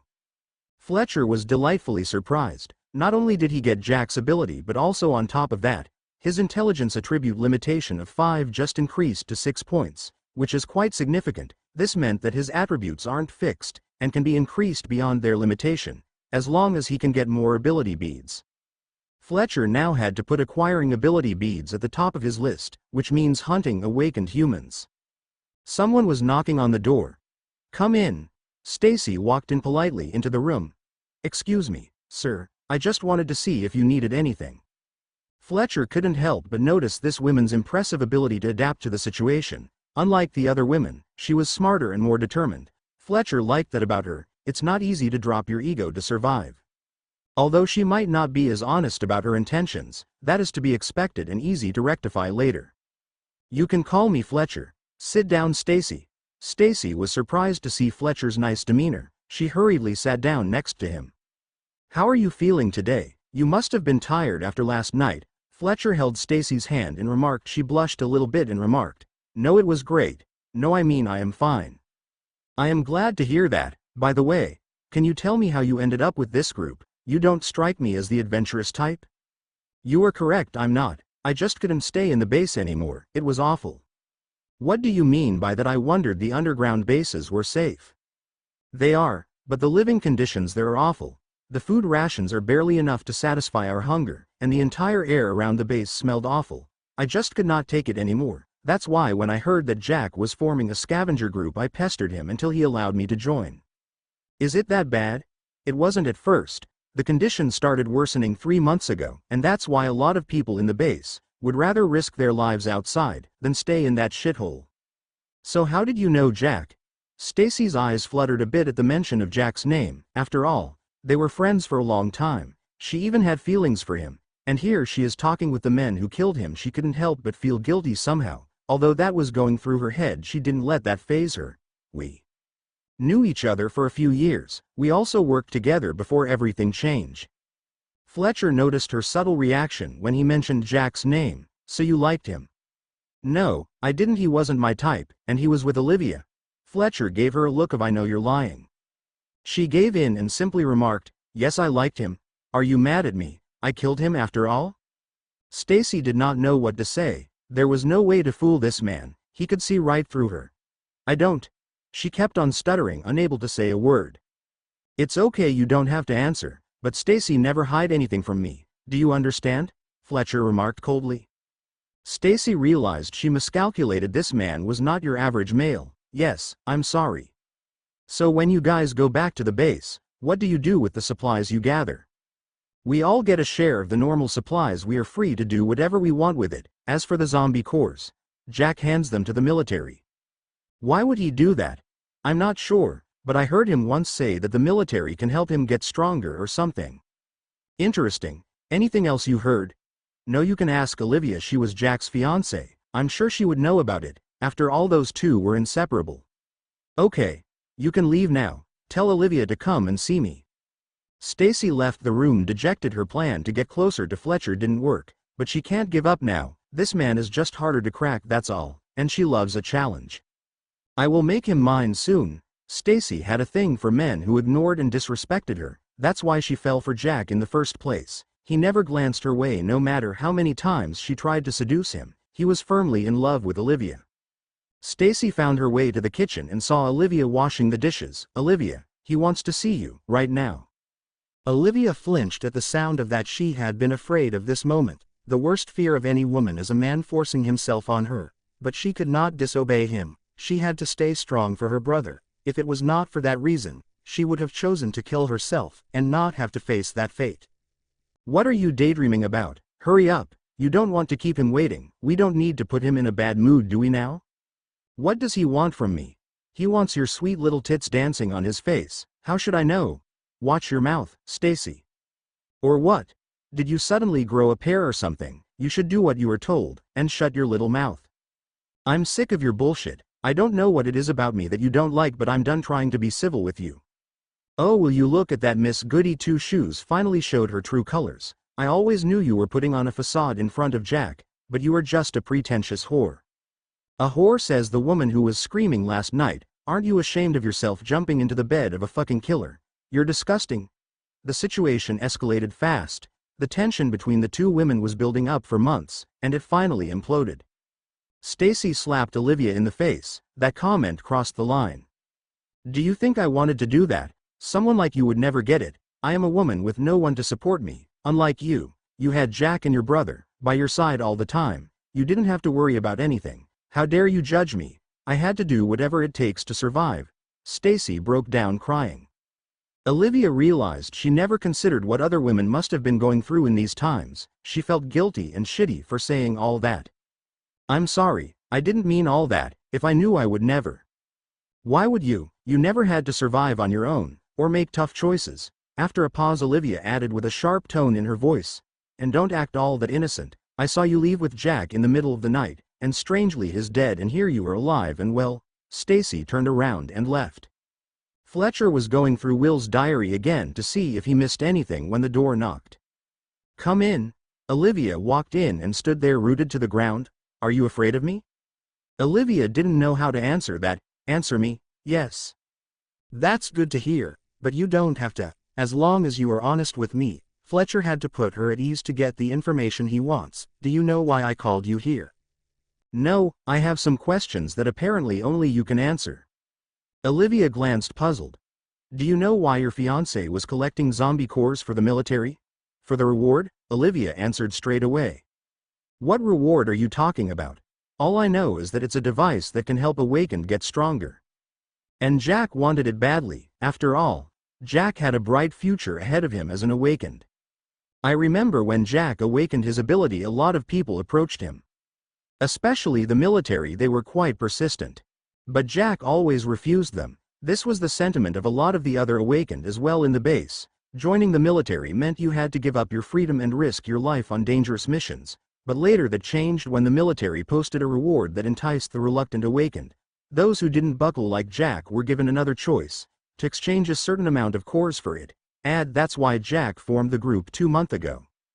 Well, my sweet Olivia, you were of great help to me again. Just like last time, without you Jack wouldn't have gone down so easily, and I appreciate the fact that you didn't spill the beans back then. Olivia felt sick to her stomach knowing that she had a hand in the death of everyone. If only she trusted her friends and fiancé, none of this would have happened. I must give you a reward for your contributions. Speak, what do you want? I don't want anything. Well, that's too bad. Are you sure this is a rare opportunity? Well, how about you think about it, and tell me later. What is this sick bastard thinking? Does he seriously think that I would take a reward for causing my friend and fiancé's death? You can leave now. Somewhere on the north side of the city. Ray and Brian were carefully making their way through the city, avoiding zombies skillfully, covering a good distance on foot. They finally found a place and took a rest there for the time being. Ray, I just wanted to tell you this as friends. I will go back to the base. That man is a crazy psychopath, Brian remarked begrudgingly. Come on, are you going to abandon me when I need you the most? Then come with me. We can find someone at the base to help us rescue your sister and the others. Brian felt guilty. Ray saved his life before when he was almost bitten by a zombie. That's how they become close friends. He could not leave his friend in good conscience. Tell me, do you honestly think someone would be so generous to come and save us? You saw what that guy is capable of, Ray remarked. At least we should fucking try. We can't let that crazy lunatic do whatever he wants, Brian remarked. I agree with you, but not right now. We'll wait for our opportunity to come, and then we will strike back. Ray knew that it was just a pipe dream, but he needed to convince Brian to stay, otherwise their mission will fail and his sister will be in danger. The two of them decided to stick together and finish their mission. After they rested, they continued their search. To their luck, they spotted some people searching a pharmacy store. It was a group of 5 people. After filling their bags, they left the place. Needless to say, Ray and Brian followed them discreetly. After a while, they arrived in front of a hotel. This seems to be where they are staying there. Based on the number of people going in and out, they must be a large scavenger group. We should be careful not to get detected, Ray remarked to Brian in a low voice. A few hours later, after observing the building for a while, from what they can gather they were sure that at least 50 people went in and out. This means that a group of this size was commanded by more than one awakened. On the royal suite of the hotel, a man and 2 women interlocked in some steamy play, with moans of pleasure filling the room, mixed with heavy and rough breathing. Suddenly the door opened and a man with a huge frame walked in unannounced. "I'm sorry to disturb you, sir." Lester spotted something. The girls screamed and covered themselves with the sheets. "What the fuck? Luke, can't you see? At least knock. You see I'm busy here." The man pushed the woman off him, got out of the bed, and put on his robe and glasses. "I apologize, sir, but this is urgent," the man remarked unemotionally. "At least pretend you mean it." He clicked his tongue, clearly annoyed. "So what is so urgent?" "We have some unwanted guests. 2 people have been watching the hotel for a while now." "Is that it? You're interrupting my fun time. For a small matter like that, just handle it yourself." "But last time, you specifically remarked to inform you of anything out of the ordinary," Luke responded matter-of-factly. Jason didn't have the energy to explain things again to this thick-skulled man. "Fine. Did you make preparations?" "Yes. How do you want me to handle them?" "For fuck's sake, Luke, just capture them alive. If they try to run, kill them." Luke nodded his head and left the room. "Now, ladies, where were we?" Jason dropped his robe and jumped into bed. Meanwhile, few blocks away from the hotel, Ray and Brian were still keeping watch on the hotel. Brian was holding a pair of binoculars surveying the place. He happened to look at the alleyway behind the hotel when he saw some silhouettes moving through the dark shadows. He immediately dropped the binoculars on the ground. "Oh, shit." Ray, who was taking a nap next to him, was startled awake by the commotion. "What is it, Brian?" "We're fucked. We've been made." "Are you sure?" "Yes, we need to leave right now." "Okay, I'll get my things." "There is no time, just leave it." They broke into running. They were on the 7th floor, so they had to go down the stairs as fast as possible. As soon as they reached the 4th floor, they could hear people coming up the stairs. Both of them glanced at each other and could see the look of helplessness. "There is only one way. I'll stall them. You must get back to the camp without me," Ray remarked with a determined look. "What are you talking about? I can't leave you here." Ray grabbed Brian by the shoulder. "Listen to me, we don't have much time. You're the only one who can get away. You have the skills to go down the building, trust me." But Brian was hesitant to leave. The sounds were getting closer and closer. They were almost on the 2nd floor. "Go." Brian entered the 4th floor and went through the hallways, trying the doors, until he found one open. He made his way to the window and started climbing down the building skillfully. This was child play for Brian, who was an avid parkour enthusiast.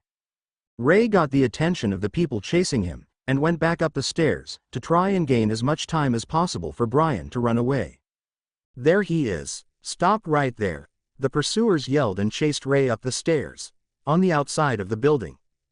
Brian just made it down, when an arrow pierced through his shoulder. He glanced in terror, and could see in the corner of his eyes the head of the arrow sticking out of his left shoulder. "Ah, fuck. He instinctively reached to grab the arrow, and felt a jolt of pain from the slightest movement. Just then another arrow whizzed by his head, barely missing him by a few millimeters. Brian flinched and started running in panic. Although the arrow was still lodged in his arm, his body was full of adrenaline, so he was able to run unhindered by it. He could hear people running after him. He tried his best to lose them, relying on his impressive free running skills, and luckily he managed to do it. After hours of running, and walking, and running again, he finally made it back to the camp.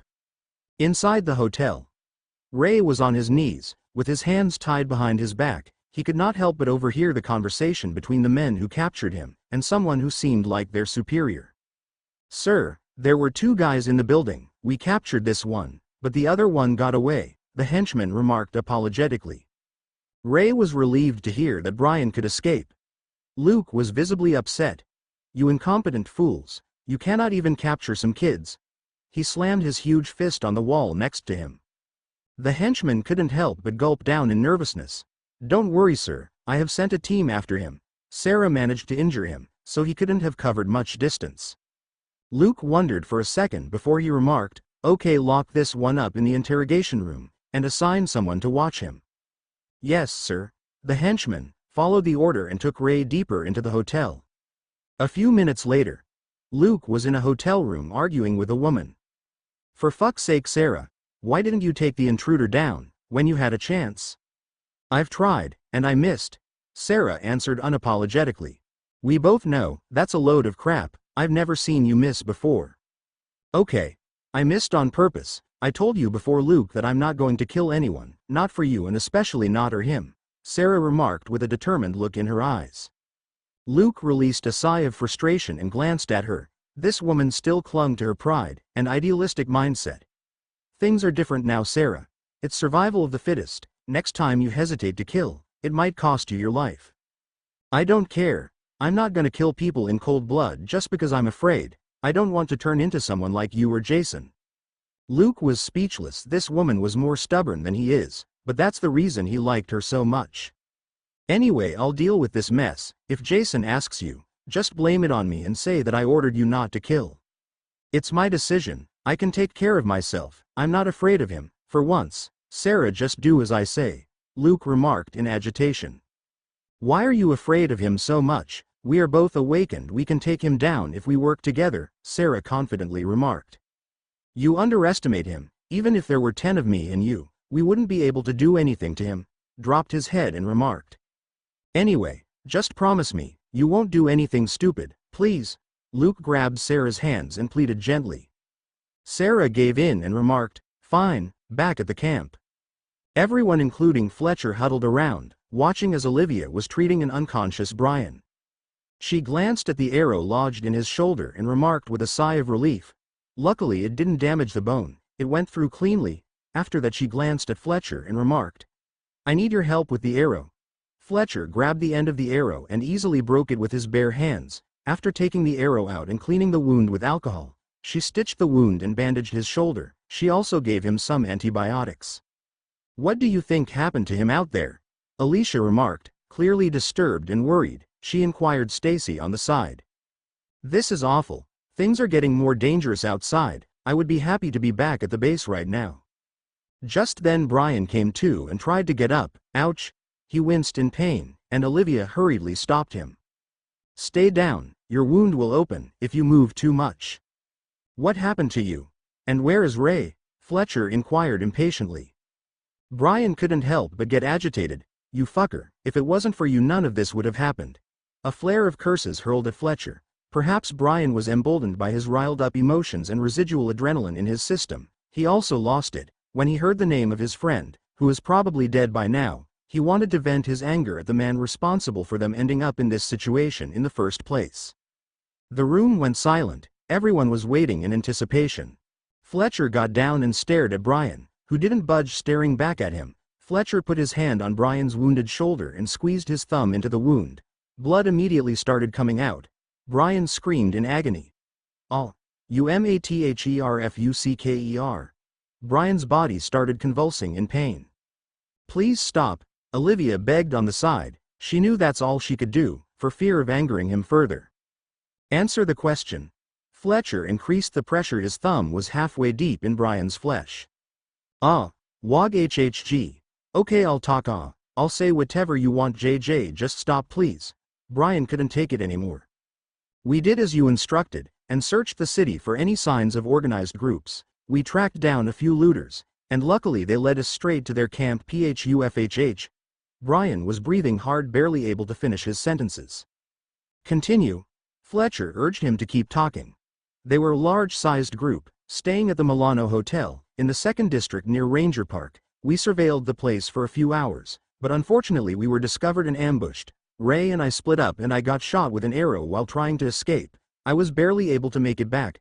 Brian finished explaining what happened with some difficulty. "It's your lucky day. If you didn't bring me such good news, I would have thrown you to the zombies outside." Fletcher leaned in and calmly added, "Next time you disrespect me like that, I'll tear you limb from limb." When Brian heard Fletcher's voice, his hair stood on end. He could feel the coldness and the pure malice behind that threat. Fletcher got up and went back to his room. A while later, someone was knocking on the door.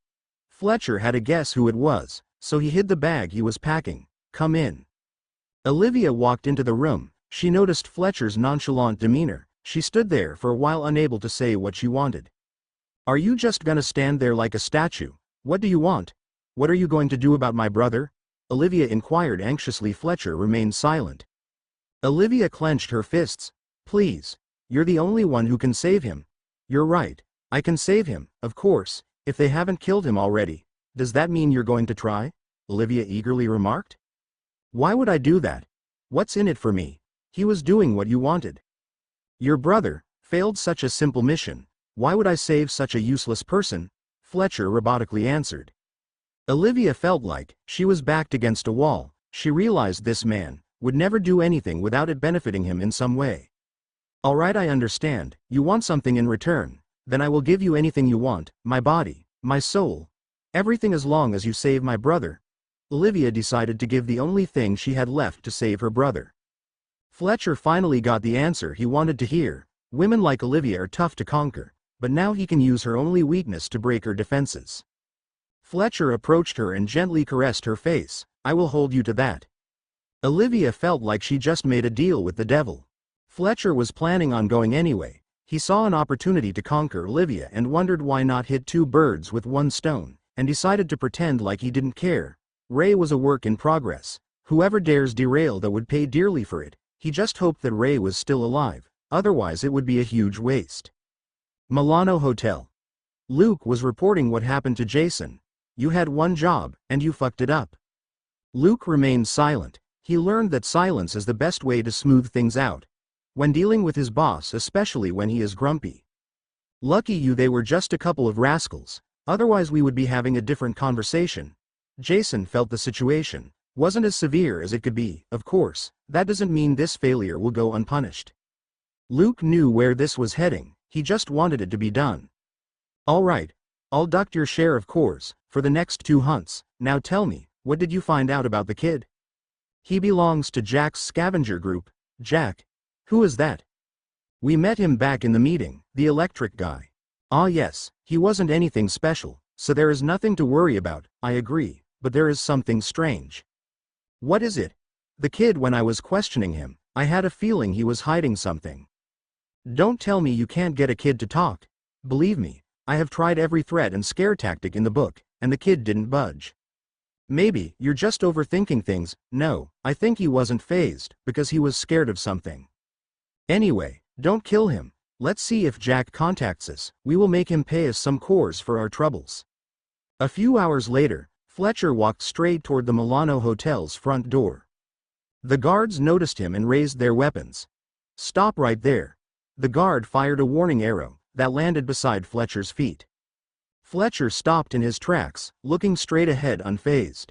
The guards reported things through their radio. "We have an intruder. Male, unarmed, at the front door, waiting for further instructions. Over." A few minutes later, Luke walked out of the front door. He stared at the man, who gave him a strange feeling. This man, he looks too relaxed for someone with weapons pointed at him. "Who are you? And what brings you here?" "My name is Fletcher. I'm here for my friend." "What makes you think we have your friend?"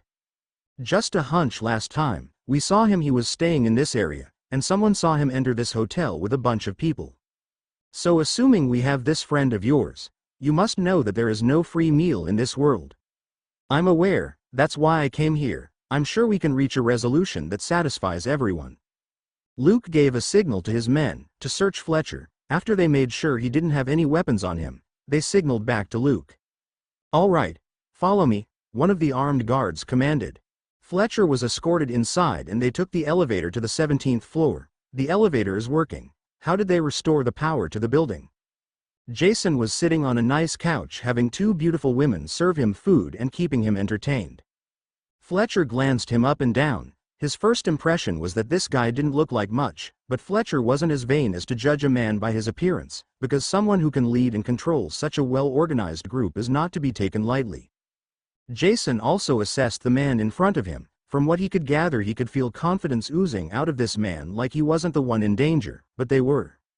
So what are you prepared to pay for the kid, cores or supplies, whichever works for you? We want cores, other things are useless to us, but before we get to that, why didn't Jack come himself? This is very disrespectful. The only reason we didn't hurt the kid was because we hail from the same base. Otherwise, we normally don't tolerate this type of behavior. Fletcher almost broke out laughing. He wondered that this guy was full of shit. The only reason he didn't kill Ray is probably because Brian ran away, so if he killed Ray, it would link back to him, especially since Jack is from the same base, and might publicize the matter, dragging his reputation through the mud. Although it was a lawless world in the outside, inside the bases, law and order is still maintained. Of course, we appreciate your show of good faith, and Jack would have come here if he wasn't occupied with an urgent matter.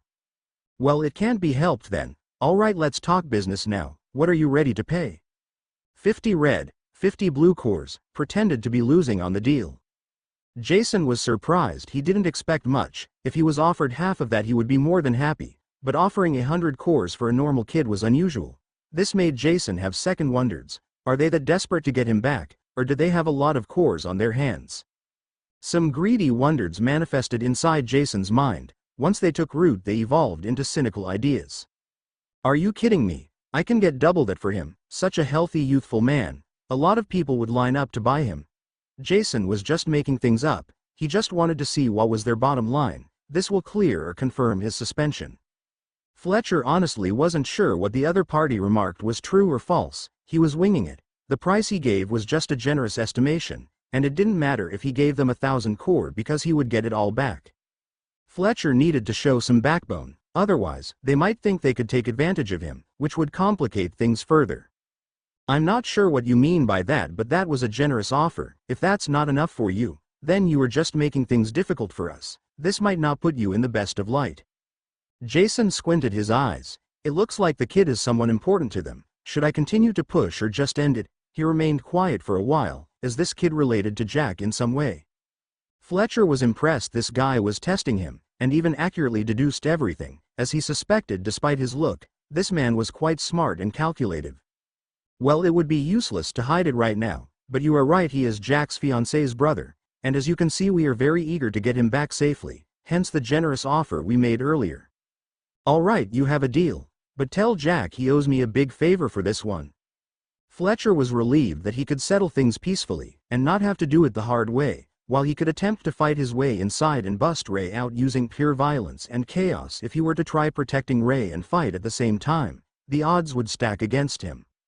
Luke will take you to see the kid, and tomorrow morning we will do the exchange. The situation seemed to come to a peaceful conclusion, but as Fletcher turned around to leave at the last moment, Jason's eyes turned wide. Something on Fletcher's wrist got his attention. The bracelet was the device the military claimed could help the awakened get stronger. He had seen military awakened recruits wearing it. Is this man related to the military? Or was he able to exchange for one? Either way, this was his chance to get his hands on one. Fletcher was riding the elevator alongside Luke and a few guards. Luke was on his two-way radio, talking with Jason. Is everything all right down there? Over. Good. Over. Luke answered naturally, but deep inside he knew that phrase was a secret signal from his boss. Why don't you take our guest to the main hall for some refreshments? Luke discreetly glanced toward Fletcher. Luckily their guest didn't seem to be aware of anything. As you wish, sir. Over. The elevator stopped at the 3rd floor. Luke composedly stepped out of the elevator. He ordered the guards to stay back. He wanted to put the guest at ease. And also he was wary of his men alerting the guest because although Ray was on this floor, Luke was planning on taking Fletcher somewhere else. Fletcher was told to wait. He was now standing in a huge hall alone. This place must have been used by the hotel to hold big social events. Jason, Luke, and Sarah were standing behind the door. They gave each other reaffirming looks before the three of them barged in, catching the unsuspecting Fletcher off guard. Sarah was holding a high-quality crossbow with carbon bolts, and she fired a shot aimed at Fletcher, while Luke charged toward him. Fletcher's super reflexes capabilities kicked in. He managed to lean to the side, barely dodging the bolt, but straight away he received Luke's attack head-on. Luke's fist landed on Fletcher's chest. The attack sent Fletcher flying backward. Luke's arm was coated in metal. His ability allowed him to metallize a part of his body to either attack or defend. Fletcher crashed on the wall behind him. The impact left cobwebs on the wall. Another crossbow bolt was heading toward Fletcher's face. He bent down avoiding the arrow, and again Luke followed with another attack, this time a metallic leg to the face. Fletcher had to admit these two had impeccable teamwork. The woman archer would accurately aim every shot at his head to create an opportunity for her ally, and Luke would take advantage of that with a timed strike. If this continues, I will be in serious trouble. Fletcher was also aware that Jason was probably hiding somewhere ready to ambush him. Fletcher decided to get serious. He already figured out the fighting style of these two. He just had to disrupt their teamwork and take out the weak link. He sped up his movement to the maximum, taking both his opponents by surprise. With a single powerful burst of energy, his body leapt across the room and lunged at the woman archer. She was caught off guard. Fletcher kicked her in the stomach with a powerful kick, sending her flying. Luke intercepted her body, catching her midair, circumventing further damage. He glanced down and saw that Sarah was coughing blood. Looked like she suffered serious internal bleeding. All of them could not help but suspect his abnormal speed to be his ability. After all, physical enhancement abilities were the most common. Footsteps resounded in the silent room. Fletcher turned toward the direction they came from, and remarked, "You finally decided to join us." "Well, I can't help myself. You were having so much fun. Luke, I'll take it from here. You and Sarah can retreat." Luke carried Sarah and left the room. "You know, I'm glad right now. Do you know why?" Fletcher interjected, smiling from ear to ear. "Are you now?" Jason raised his eyebrow. "You snapped me back to reality. I seem to have lost sight of what is the most important thing to me." Pause. "I can't believe I put someone else's interest over my own, and for a woman of all things, so thank you." Jason was confused about what this guy is babbling in the middle of their fight. Is he mentally ill or something? "How about you save your gratitude after I put you down?" Jason flashed from where he was standing to the other side of the room, holding dual daggers. One of his daggers had blood on it, dripping on the floor. At the same time, Fletcher's eyes opened wide, and blood started gushing from the side of his neck. He didn't see anything. He reflexively put his hand on his neck, trying to stop the bleeding. "Interesting, you're the first person to remain on your feet. That attack was supposed to take your head off your shoulder." Jason was surprised. Fletcher was unable to see clearly how he was attacked. Luckily, his max health came in handy right now. His wound already stopped bleeding and was healing fast. Fletcher regretted every decision he made today. Coming into the enemy lair unarmed and unprepared was the most foolish thing he ever did in his life. Fletcher took a fighting stance. He raised his hands to protect his head. "He is too quick even for me to catch, but I don't think he can maintain that ability for long. Otherwise, why would he deliver just one hit, when he can hit me as much as he wants? I have a chance if I can prolong the fight. Then it will depend on whether he runs out of mana or I run out of health." Jason was amused when he saw Fletcher getting into a fighting position. "You are a worthy opponent. Unfortunately, you met me." Jason flashed again. A cut was left on his chest. Luckily, he was wearing the armor vest, which stopped Jason's dagger from penetrating his flesh. Jason was getting impatient. This was the second time he failed to kill someone after activating his power. Both failures happened on the same day. By the same person, and this created a seed of doubt in his heart. Could it be I'm unable to kill this man? No, he got lucky. He is wearing a vest armor under his shirt. I'll just switch to attacking a different part of his body. Jason readied himself, and launched 4 consecutive attacks, leaving Fletcher with wounds all over his body parts. A few exchanges later, both of them were exhausted. Jason felt that his body was at its limit. If he attempted one more attack, he would most likely collapse. As for Fletcher, he lost a lot of blood and his body was experiencing serious symptoms of blood loss, but he could see that his opponent is on his last leg as well, which meant he now could use his hidden card to finish the fight. Just then, when things were about to be decided with a final showdown, Luke came back in the room, alongside dozens of men equipped with bows and crossbows, which tipped the scale of the battle in Jason's favor. Fletcher knew that he couldn't fight all of them right now unless he had a suicide wish, so without hesitation he used every last drop of strength he had left in his body, to run and jump through the window. "No, don't let him escape, shoot him down," Jason preemptively yelled at his men, as Fletcher was making a hasty run towards the windows. Fletcher easily went through the glass, but he felt a few stings in his body before he started falling. Jason and Luke heard the loud sound of something hitting the ground, so they ran toward the window. They glanced down, but they couldn't see anything apart from a blood trail, disappearing into the dark streets. Fuck, he is still alive. How can he survive that fall? Jason exclaimed loudly. He's seriously hurt, we can still catch him, Luke logically affirmed to his boss, who seemed overly agitated. Fletcher had a hard landing, he was a mess right now. He broke his right leg in 2 places, dislocated both of his hands, and shattered a few ribs, but he was still alive, and on top of that he had a few arrows lodged in his body. He was barely holding on by sheer will. I won't die like this, just wait, you will all pay for this. Fletcher continued running, staggering around. He glanced like a rag doll on strings, with his arms bent the wrong way, and his messed up leg. Jason was furious. They had been looking for hours, but the guy disappeared. This could be bad for him. After today's fight, he realized that this man was stronger than the average awakened, which made him fearful that the man he attacked today was related to the army. That could potentially put him in a lot of trouble.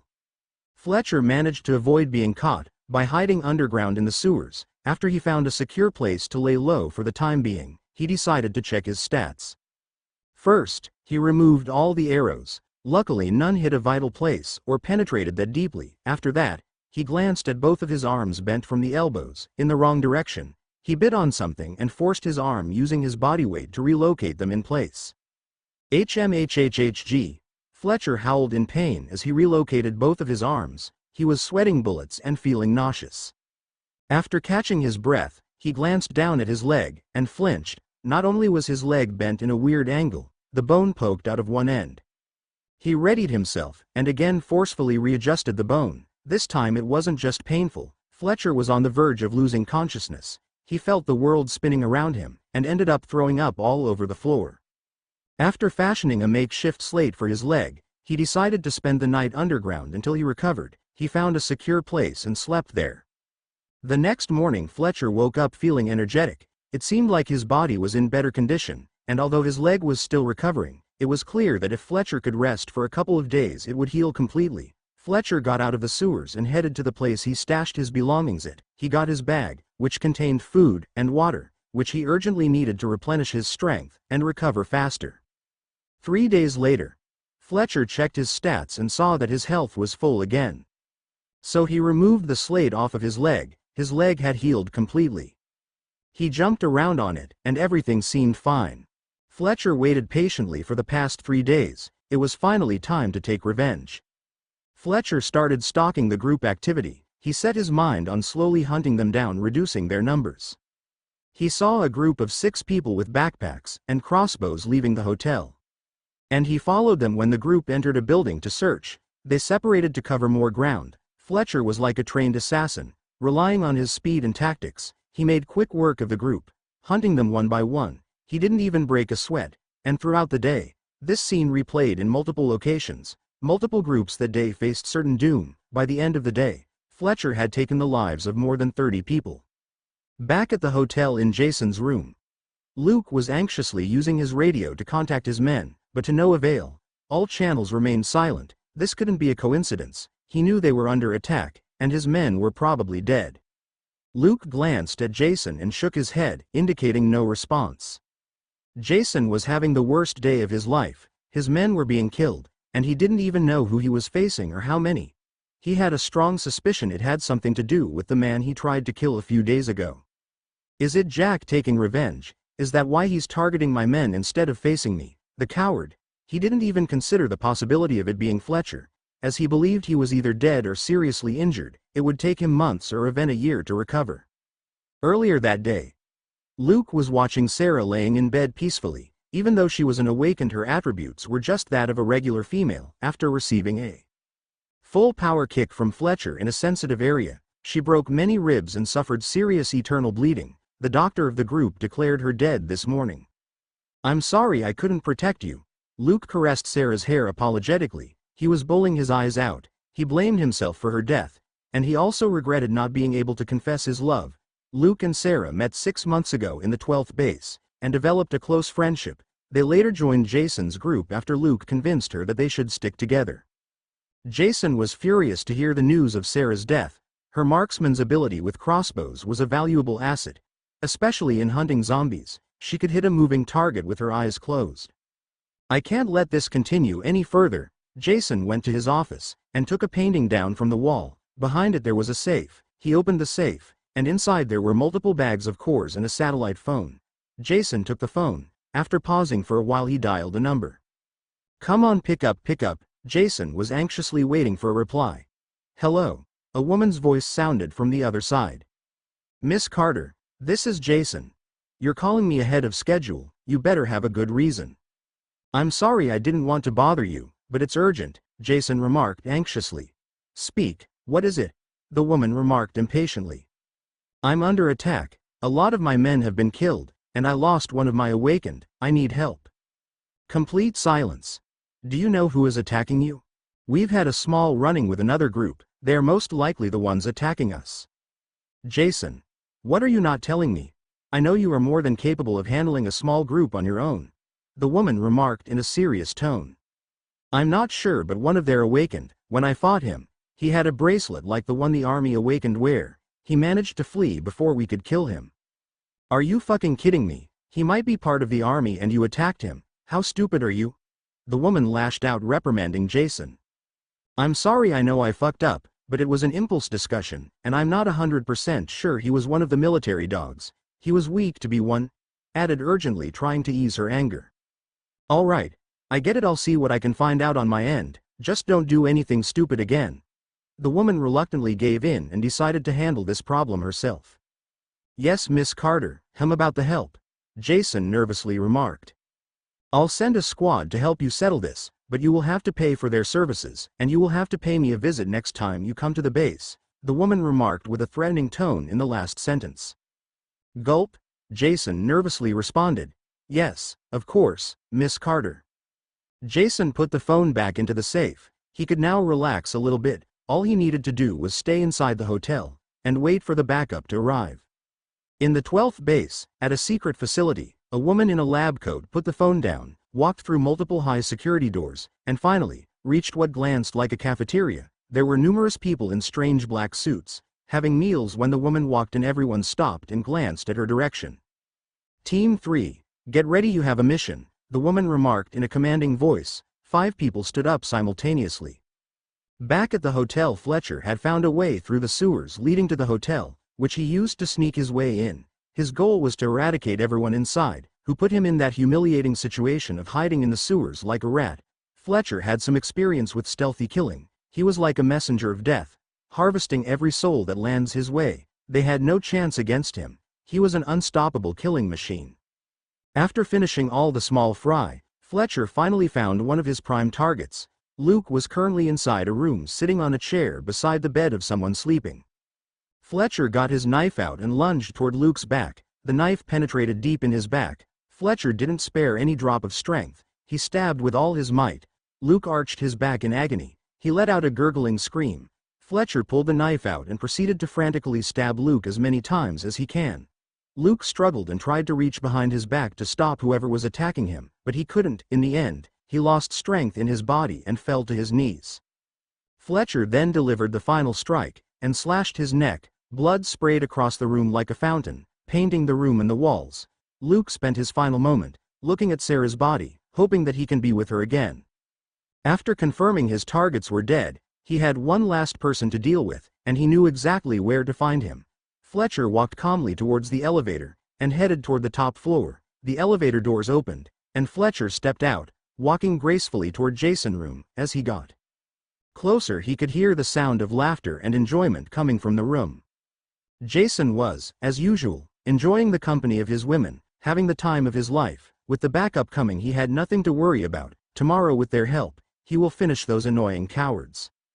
The door of the room opened slowly, and a man walked in holding a knife. The man had blood all over his body. Just the sight of him would send people running in a frenzy. Jason was on his back, and the 2 women were busy using their mouths to pleasure him. He was lost in the sweet pleasure when he felt something warm pour on his groin. He opened his eyes to see a knife impaling through one of the woman's mouths. Her eyes were wide open, and blood was flowing from her face. Before Jason could process what was happening, the other girl let out a gut-wrenching scream. Fletcher punched her across the face, sending her flying toward the wall. Her body dropped on the ground motionless. Jason tried to get away, but Fletcher grabbed his leg and held him in place. He wasn't going to let him go or give him a chance to escape. Fletcher pulled the knife out of the girl's skull and raised his hand high in the air, and brought it down on Jason's chest. "No, no, please stop, don't, we can talk about." Fletcher pushed the knife with all his might into Jason's chest. The knife easily went straight through him, penetrating his heart and coming out of the other end. "Ah, you motherfucker. Ah. How dare. Do you hhhfhfg know who dealing with hgaffs?" Fletcher twisted the knife slowly, causing more pain and suffering. He glanced Jason in the eyes and remarked, "What a disappointment. Here I wondered you were going to put up a fight, but you're so weak and pathetic. I can't believe I was ambushed by the likes of you." Those were the last words Jason heard before his mind went blank, and his body limp. Fletcher pulled the ability core from Jason's brain. He also found a key to a safe tied around his neck. He spent a few hours searching the rooms on Jason's floor before he found the safe. He took everything inside, and put it inside a bag. He also retrieved the other ability cores from Sarah and Luke's bodies. He also grabbed some useful stuff he found. There were many supplies, but he couldn't bring everything with him, so he planned to return later to take everything back. He also discovered one last surprise. Ray was still alive. He was locked up in some room. Ray was very surprised and delighted to see a familiar face in front of him. He started crying and thanked Fletcher for saving him. The two of them traveled back to their camp and reunited with the others. "OMG, you're alive!" Alicia screamed excitedly at the door. For the past few days, they have been deliberating on whether Fletcher and Ray were still alive or dead. "Quiet down, woman. You're too loud. Why don't you make yourself useful and prepare my dinner?" Fletcher was not in a good mood. He was tired and had blood all over him, and he also needed to sort some things. Fletcher went up to his room, cleaned up and changed into a new set of clothes, and now he could check his loot. He got 563 red, 448 blue, 107 green, 69 white cores. In addition, he had 3 ability cores.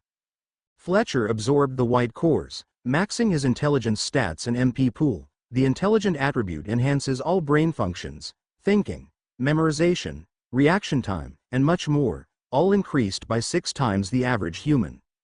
Now it was time to absorb the ability cores he had, and just like last time Fletcher had to endure toward his pain. Each time he absorbed an ability core, but he pushed through it, and now he had gained new abilities and increased his attributes' limits. His new stats window glanced impressive, to say the least.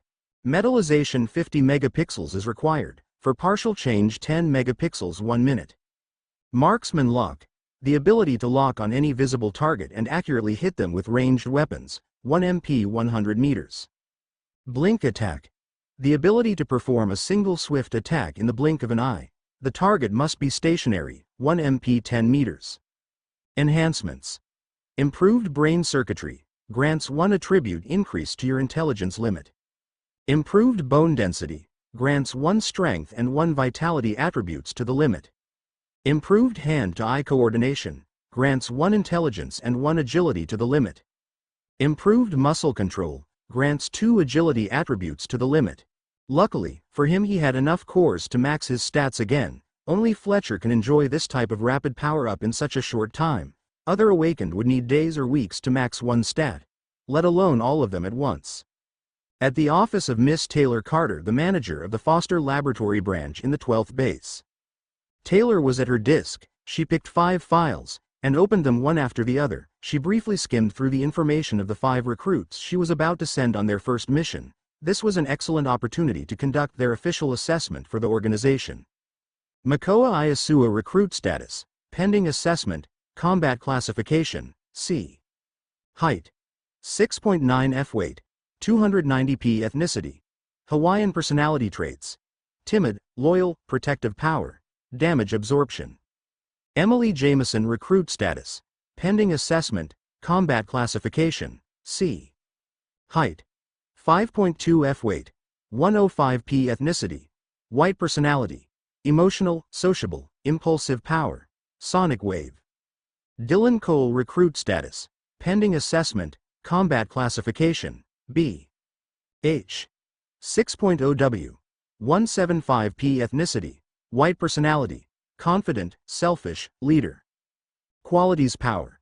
Flame Body Bina Park recruit status, pending assessment, combat classification, C. H. 5.10 W, 125p ethnicity. Korean personality. Kind, shy, reliable. Power. Healing aura. Roberto Ortega. Recruit status. Pending assessment. Combat classification. C. H. 5.11W. 165p ethnicity. Hispanic personality. Insecure, aggressive. Confrontational power. Semi-body morphing, lichen. You are all around C combat classification, except for Dylan who has a B combat classification, so he will be your leader for this mission. Any questions? Taylor glanced at the people in front of her and remarked a matter of fact. Dylan glanced at Miss Taylor. She was the manager of this branch of Foster Labs. He always admired her from afar, and he couldn't help but try and gain her approval by saying, "Miss Carter, let me start by expressing my gratitude to you for giving us this opportunity to display our skills and worth to the organization. Don't thank me yet. This mission might be more dangerous than you guys think, so you have to be careful and support each other." Taylor was worried. These were newly trained recruits, and the outside world is a lot more cruel and dangerous where anything can happen. If it wasn't for the higher-up pushing for accelerated deployment of new recruits, she would have sent a more experienced team. "Yes, Miss Carter, thank you for your concerns. I will make sure that we complete our mission." Dylan performed a salute by putting his fist on his chest. This was what Foster Lab recruits did as a sign of respect toward each other and their superiors. "Okay, one last thing. If the military is involved in this mission, I want you to retreat immediately." Taylor gave them one last warning. She was worried that the man Jason mentioned before was part of the military. After the recruits left the room, Taylor called in a man wearing a trench coat and dark shades. He had an air of danger around him. "Major, I need you to keep an eye on the new recruit," Taylor remarked with a concerned voice. "With all due respect, my job is to protect you, Miss Carter," Major remarked firmly. "As long as I stay in the facility, I am completely safe, so you don't have to worry about that. And also I know a man like you hates babysitting and would love some action," Taylor remarked. "I don't know about this." Major hesitated a bit. He wanted a change of pace. It has been months since he participated in a mission, and was eager to shake off the dust. "Look, I know this is against protocol, but I have a bad feeling about this mission, and I need someone I can trust to handle it," Taylor remarked.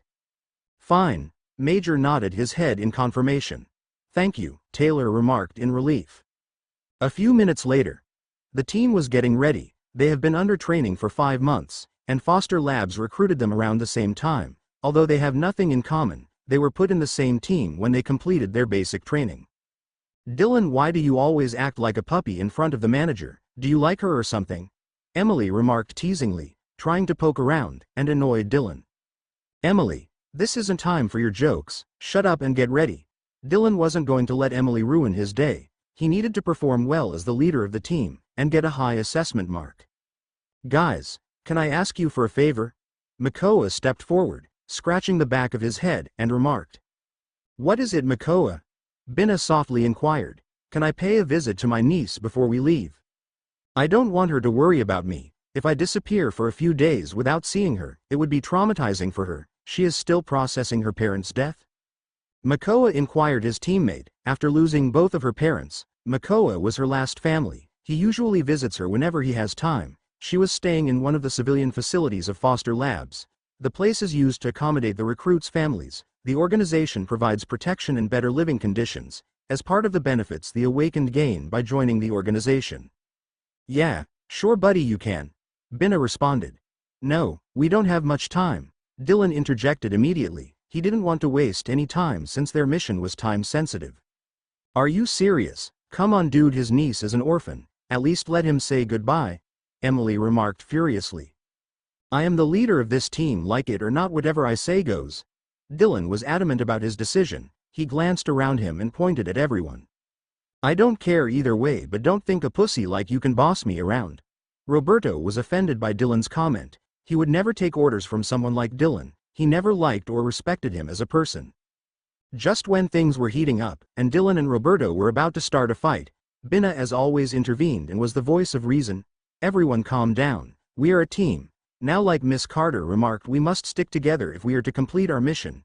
At least bear with this until we get our official assessment done, and then we can find another team, deal?" Everyone backed down.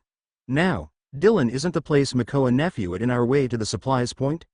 so it won't be too much of a hassle for us to stop by the place for a few minutes, Binna reasonably added. Alright, fine, but you have 5 minutes, and then we are leaving, Dylan reluctantly agreed.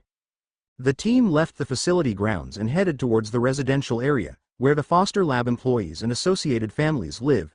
The foster labs occupy a significant section of the 12th base, second only to the military. Makoa went to the living quarters where his niece lived. This facility housed mainly children, so it was more like an orphanage. One of the workers noticed Makoa wearing the foster lab uniform and immediately approached him. Hello sir, how can I help you today? The worker remarked with a flattering smile. Hi, I am here to see my niece. Her name is Anella Harper. Oh, little Anella, follow me. Makoa was talking with his niece and trying to calm her down. Your uncle will leave for a few days, but I want you to be a good girl and wait patiently for me. But why do you have to leave? Can't you stay with me? Anella balled her little fist and remarked angrily. I wish I can, but I need to go. There are people out there who need my help. Promise me you will come back. Little Anella extended her little pinky finger. Makoa extended his pinky finger as well and interlocked it with hers. I promise you, I will be back before you know it, and I will bring you a present as well. He gave her a bear hug and left to join his team. After a while, the team finished with their preparation and left the base. Team 3 carefully made their way through the city, avoiding zombies left and right. Although they were more than capable of handling zombies, they didn't want to attract the more dangerous creatures out there. Those were incredibly strong and hard to defeat. Even a team of elite members wouldn't be able to take them down, let alone a team of new recruits. Relying on their training and Dylan's excellent leadership skills, they reached the hotel. At first glance, everything seemed okay from the outside, but as soon as they made their way inside, the place was eerily quiet and desolate, and there was no sign of any living being, other than a few freshly turned zombies here and there. Eventually, they reached Jason's room, where they discovered his gruesome remains. WTF happened here?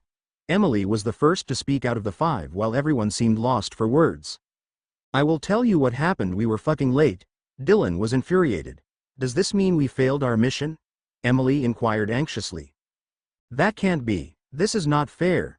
Roberto hit the wall beside him in anger. Fuck, if we didn't fuck around, and came here faster, we could have prevented this. Dylan started thinking back to how long it took them to prepare and arrive here. He couldn't help but feel that he failed as a leader. Everyone please calm down and let's think straight. This person must be the leader of this group, and the one we were supposed to protect. From what I can see, he died at least 12 hours ago, so it wouldn't have mattered how fast we got here. Binna was in med school before, so she knew a thing or two about body decomposition. That's great news. This is not our fault then, we'll just report back to the manager, and get a new mission, Emily happily remarked. Yeah, this mission was doomed from the start, Binna responded. No, we can't go back empty-handed like this. Even if it wasn't our fault, we should at least investigate what happened to these people. Dylan didn't want his first mission to end like this. It was hard to get opportunities to rise in rank. How are we supposed to do that? Where do we even begin? Makoa inquired in confusion. Roberto can track down the scent of whoever killed these people. We'll find their whereabouts, and then we can at least report back some useful information. Dylan quickly formulated a plan and remarked. Are you sure? This wasn't part of our mission. If we go back, we will just wait for a new mission. Makoa cautiously remarked. He didn't like fighting that much, and would do anything to avoid it at all cost. I agree with Makoa. I don't think tracking whoever killed these people is a smart decision. Binna also felt like they weren't ready to deal with whatever happened here. I'm not going to sit back and waste this opportunity. If we go back now, then we would have to wait for weeks for another mission, and it's not like we are the only team waiting for an official assessment, Dylan remarked in frustration. Then let's vote. After all, this decision concerns all of us. Who wants to go back? Binna immediately suggested. She felt like the others would share her sentiment. Binna and Makoa both raised their hands, but surprisingly the other 3 remained silent. The majority has spoken. It is settled. We will investigate and then report back, Dylan excitedly declared. In the shadows, Major was discreetly hiding and keeping an eye on the team. What are these kids up to now? Major approached Jason's disfigured body after Team 3 left the room. He thoroughly checked and observed the room and the bodies, trying to find out what happened here. After a few minutes, Major couldn't help but get excited and say to himself, but I can't lie, I'm curious too. This was the work of a single man, and he is highly skilled. To be able to kill his way through the entire building is nothing to scoff at, and Jason wasn't your average awakened. Even though he was a bit arrogant, his ability was a real pain in the ass. To kill him this easily, whoever did this, he is a scary opponent. Roberto used his ability. Immediately his face started changing, his mouth and nose protruded unnaturally, and resembled the snout and mouth of a wolf-human hybrid. He started sniffing around like a dog until he picked the scent of a man. The team followed Roberto as he led them to Fletcher's camp. I'm pretty sure whoever we're after is in there. Roberto reverted to his human form and pointed toward the golf club. Great job, Roberto. Dylan was delightful. He wanted to prove himself by completing this mission, and hopefully get a high assessment mark, so he can join an elite team. So what now? What are you planning on doing? Binna inquired Dylan. We will watch them for a while, after that we'll decide what to do, Dylan responded confidently. All right. As long as that is all we are doing. Binna was relieved. At least he wasn't dumb enough to try and rush inside. A few hours later. It's weird, why are there zombies positioned around the entrances of the building? Emily inquired in confusion. I think they are tied with chains, Roberto added. Are they doing it for protection or to keep people away? Emily remarked. We won't get much information by watching from afar. We need to get closer. Dylan was frustrated. They have been watching for hours, but they saw nothing. Dylan, if you were thinking about going inside, forget about it. We won't do it, Binna remarked adamantly. She could see that Dylan was thinking about it. Binna, you need to keep your mouth shut. I'm the leader of this team, not you. Dylan glared at Binna and remarked furiously. I agree with Binna, we should not go, Makoa remarked in support of Binna. You ungrateful bastard, after making us wait for you to visit your orphan niece, now you selfishly want to run away and do nothing? Dylan screamed at Makoa. I'm not running away, it's just not safe, Makoa responded. He was not the type to abandon his teammate. Safe? Are you kidding me? Do you think this is a camp trip? You guys need to reevaluate your simplistic mindset. If you want to get stronger, you can't pick the easy way out. What happens when you don't have a choice? Then what will you do? Dylan knew his teammate was under the wrong impression that they can avoid danger by always hiding, but he was different. He witnessed a strange creature wreak havoc on the defense lines of the 12th base. The attack happened so fast it took everyone by surprise. He watched as the monster easily killed powerful elite awakened with ease. The horrific images haunted him until this day.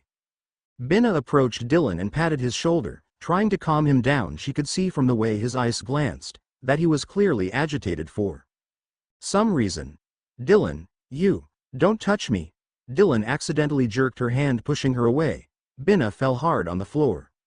For some reason, seeing Binna on the floor caused Roberto to react. He threw a punch toward Dylan.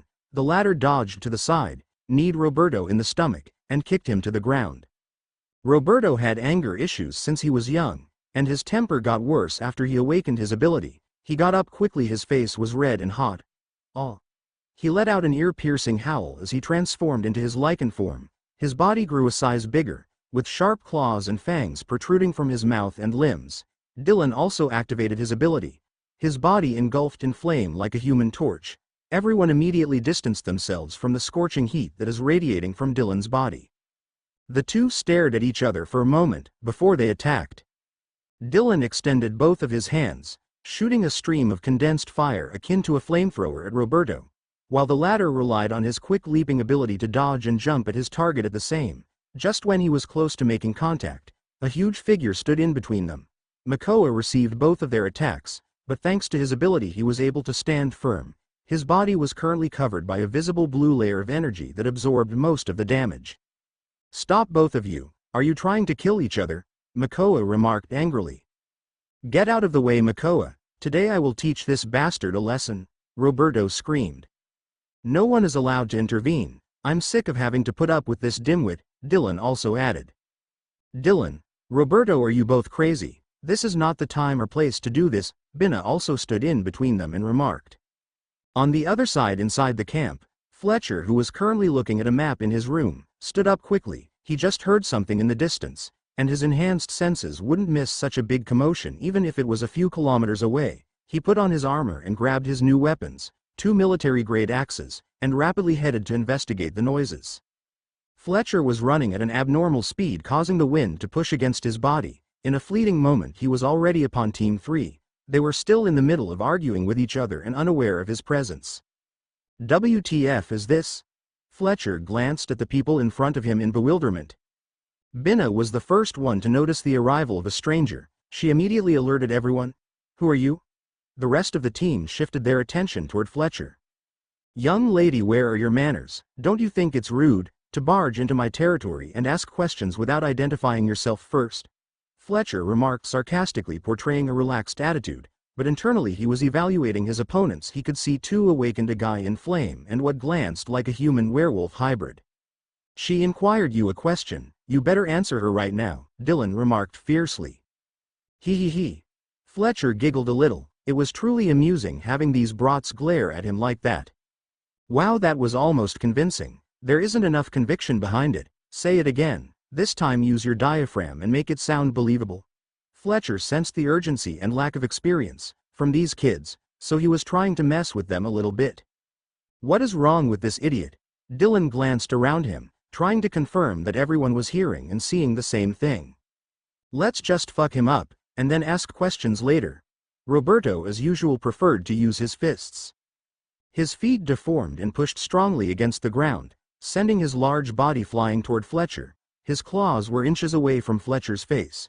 Just then his target strangely disappeared from its place. Roberto made it a few steps past Fletcher, and just when he was trying to make sense of what was happening, Roberto's vision blurred and his wonders came to a halt, and then he dropped on the floor, or rather his head rolled down away from his body.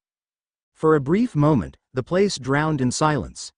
In Fletcher's perspective, things played in slow motion. It took Fletcher less than a fraction of a second to finish his target. When Roberto's attack was about to connect, Fletcher's body accelerated, dodging the opponent's attack and swinging his axe at Roberto's neck in one swift motion.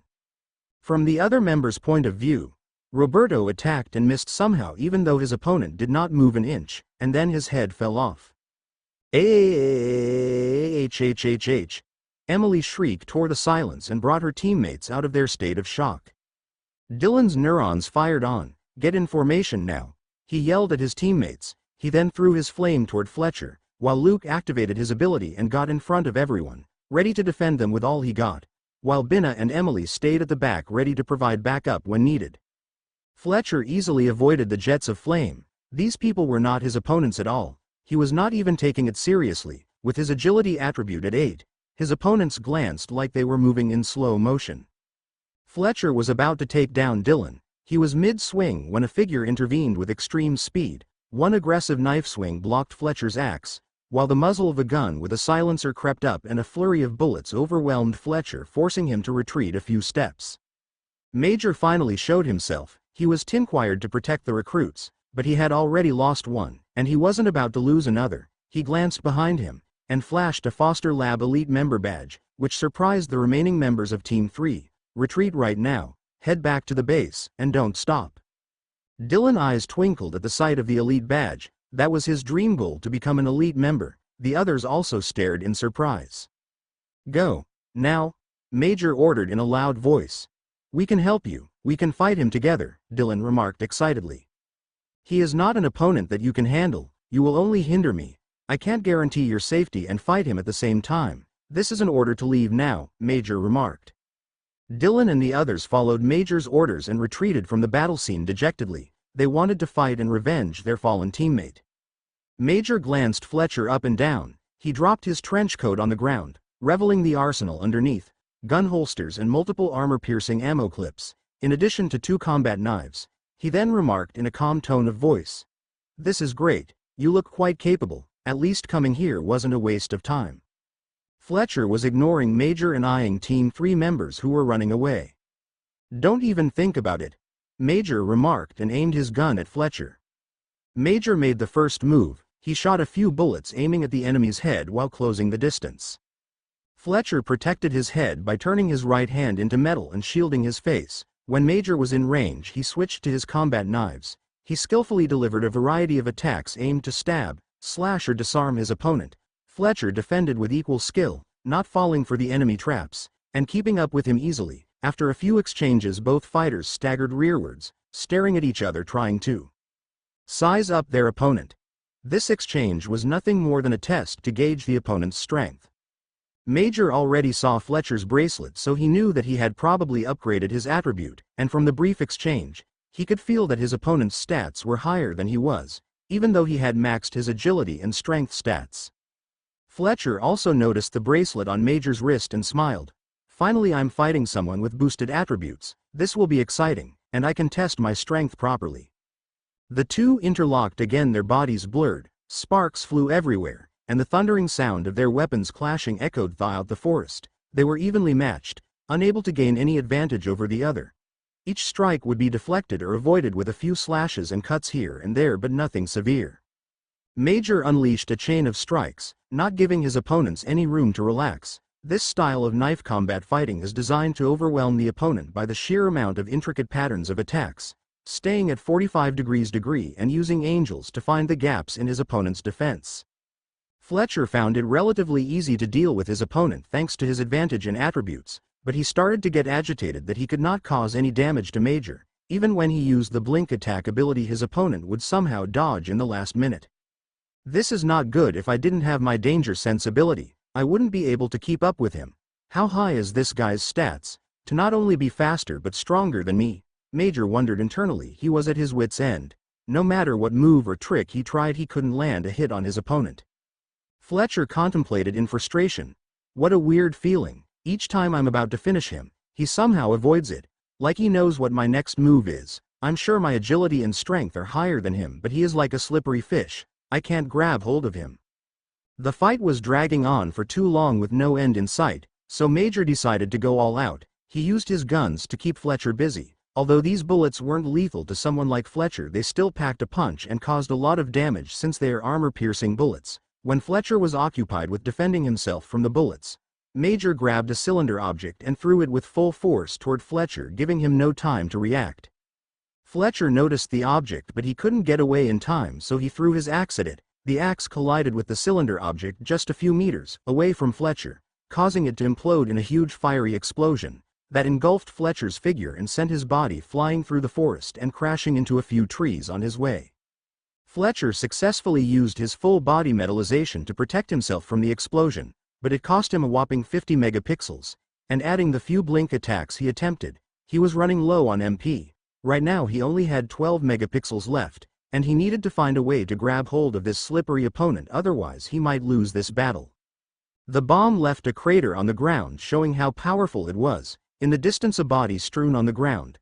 Major carefully approached Fletcher's emotionless body. There was no sign of movement. It was to be expected. The bomb he used was extremely lethal. Only a few elite members possessed the cylinder plasma bomb. It was developed by Foster Labs, and served as a last resort to guarantee the safety of their elite awakened. "It's over," Major remarked in a victorious voice. He bent down and stabbed his knife toward Fletcher's chest just to make sure he's dead. Just as the knife penetrated a few centimeters into the skin, Major's brain lit up with warnings, and his entire body tensed up. "Got you?" Fletcher activated his electric charge ability at full power. Major's eyes enlarged, and a powerful electric current traveled through his knife to his body, causing his body to convulse uncontrollably. Fletcher baited his opponent in. Seeing him unconscious and unarmed, Major lowered his guard and went for the kill. Fletcher had to be extremely meticulous and not rush or delay the activation of his ability. Otherwise Major would avoid it or stab him in the heart. Fletcher used his last remaining MP to deliver a full electric attack, stunning Major, and immobilizing him completely, until his body dropped to the floor. After that, Fletcher easily finished him with a swift swing of his axe, sending his head flying away. An almost naked Fletcher glanced at Major's corpse and started kicking and cursing.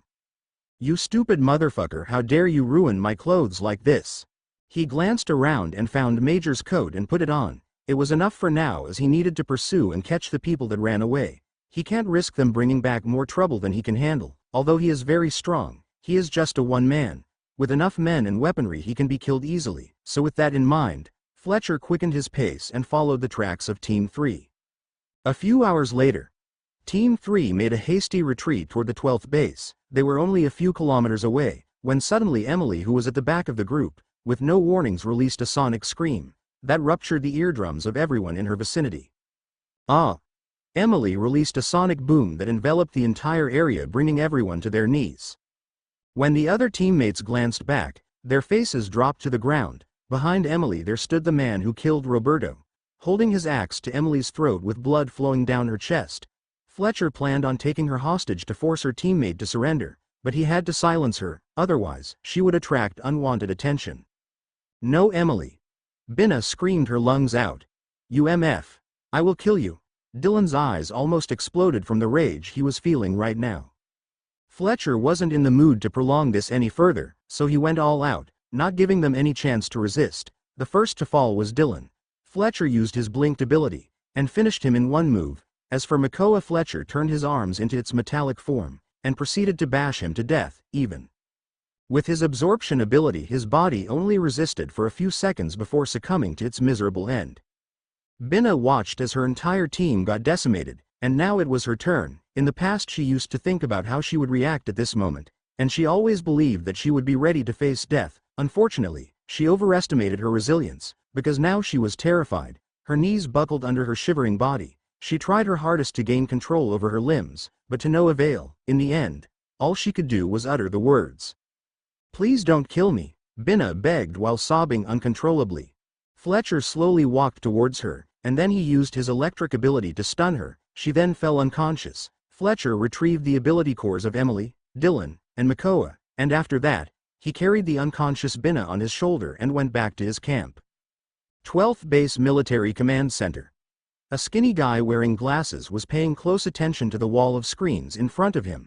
The screens displayed surveillance feeds from different hidden cameras around the perimeter of the 12th base. He was watching something interesting at the moment. These cameras are designed to record when they detect movement. After watching the recording, he immediately copied it into a USB stick, and bolted running toward his superior's office.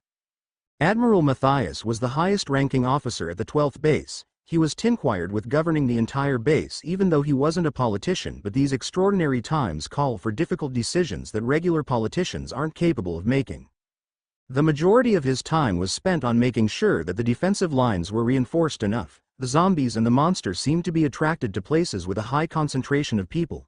Matthias suspected that someone or something was controlling these hordes of zombies behind the scenes.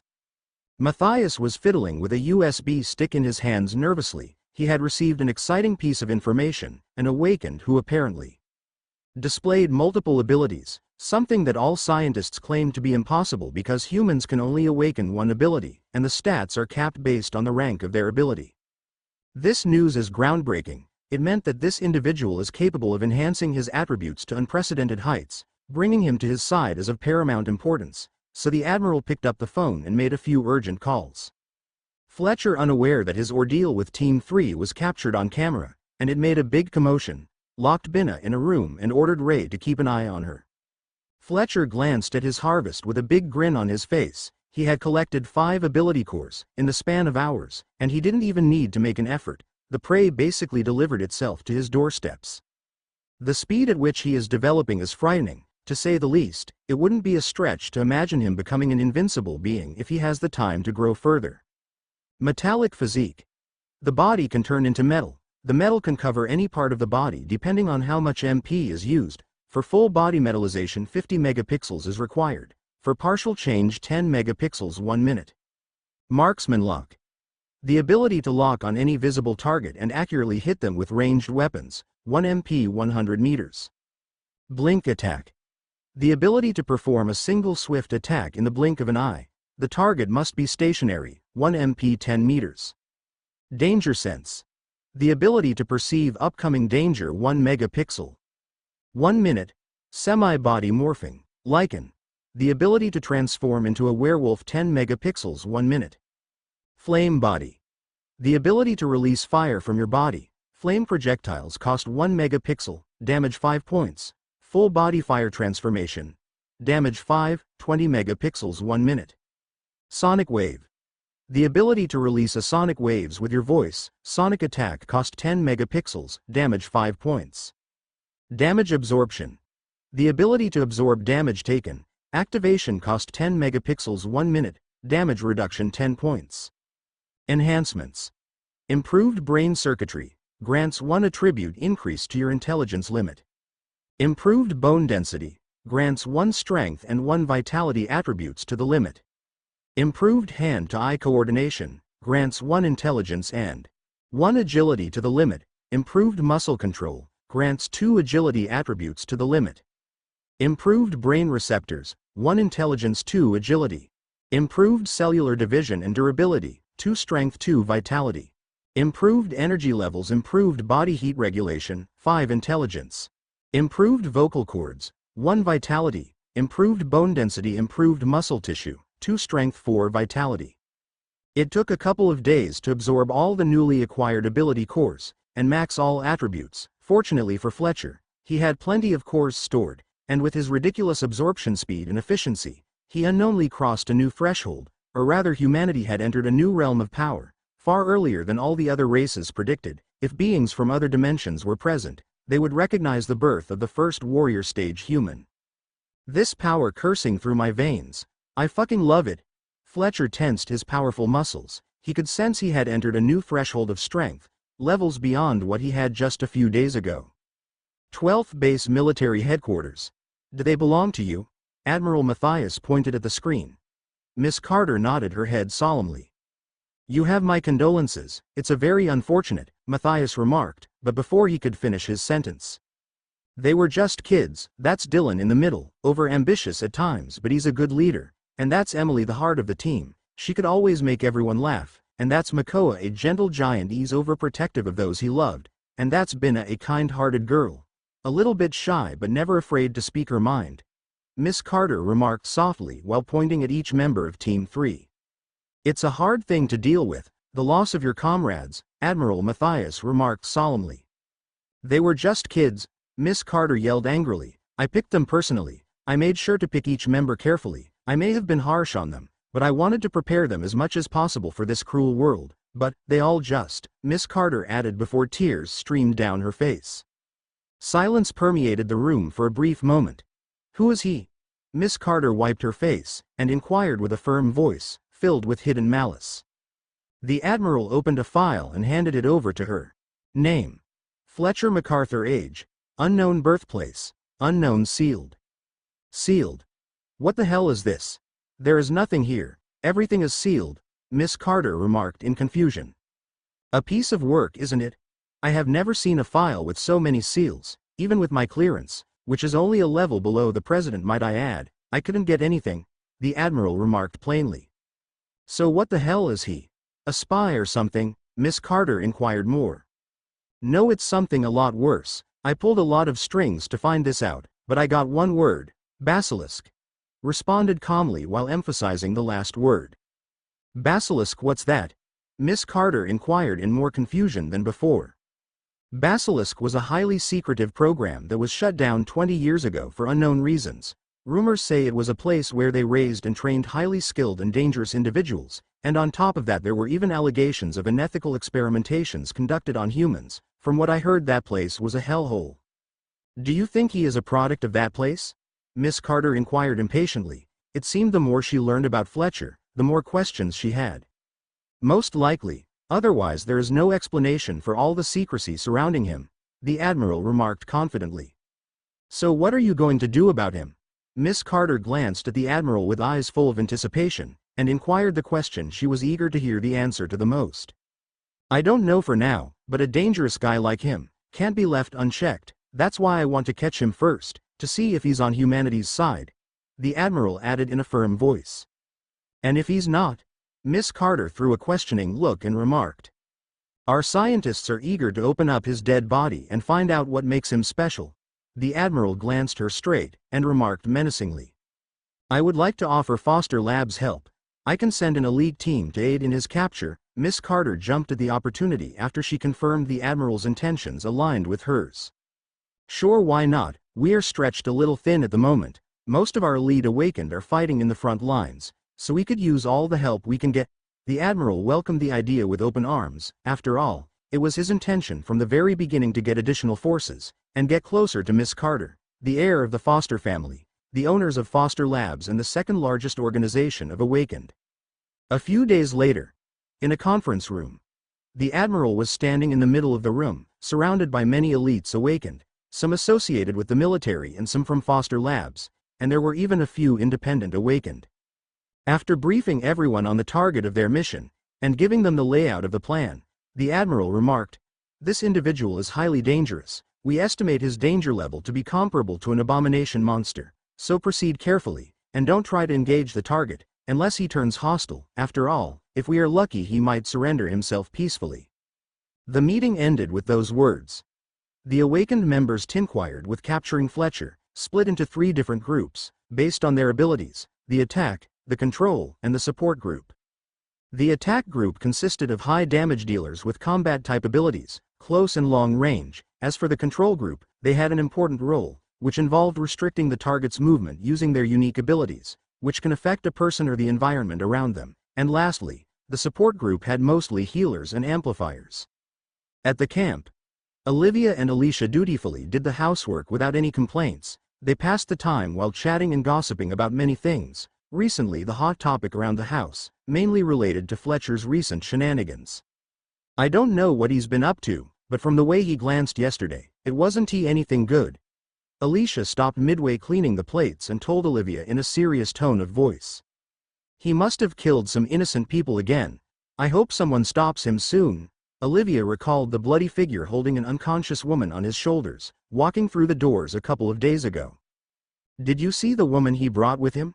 She's been locked in that room, poor thing. I don't want to know what that creep is doing to her. Alicia remarked with genuine concern. Do you think we should try to help her? Olivia responded immediately. She shared Alicia's concerns and felt sympathy for another woman.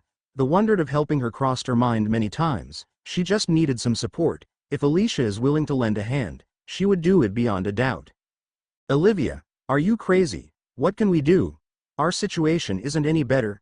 Alicia quickly put that idea to rest. She knew how reckless Olivia could be sometimes, and the last thing she wanted was to encourage her. Wait, I'll go ask my brother about her. He is the only one allowed upstairs.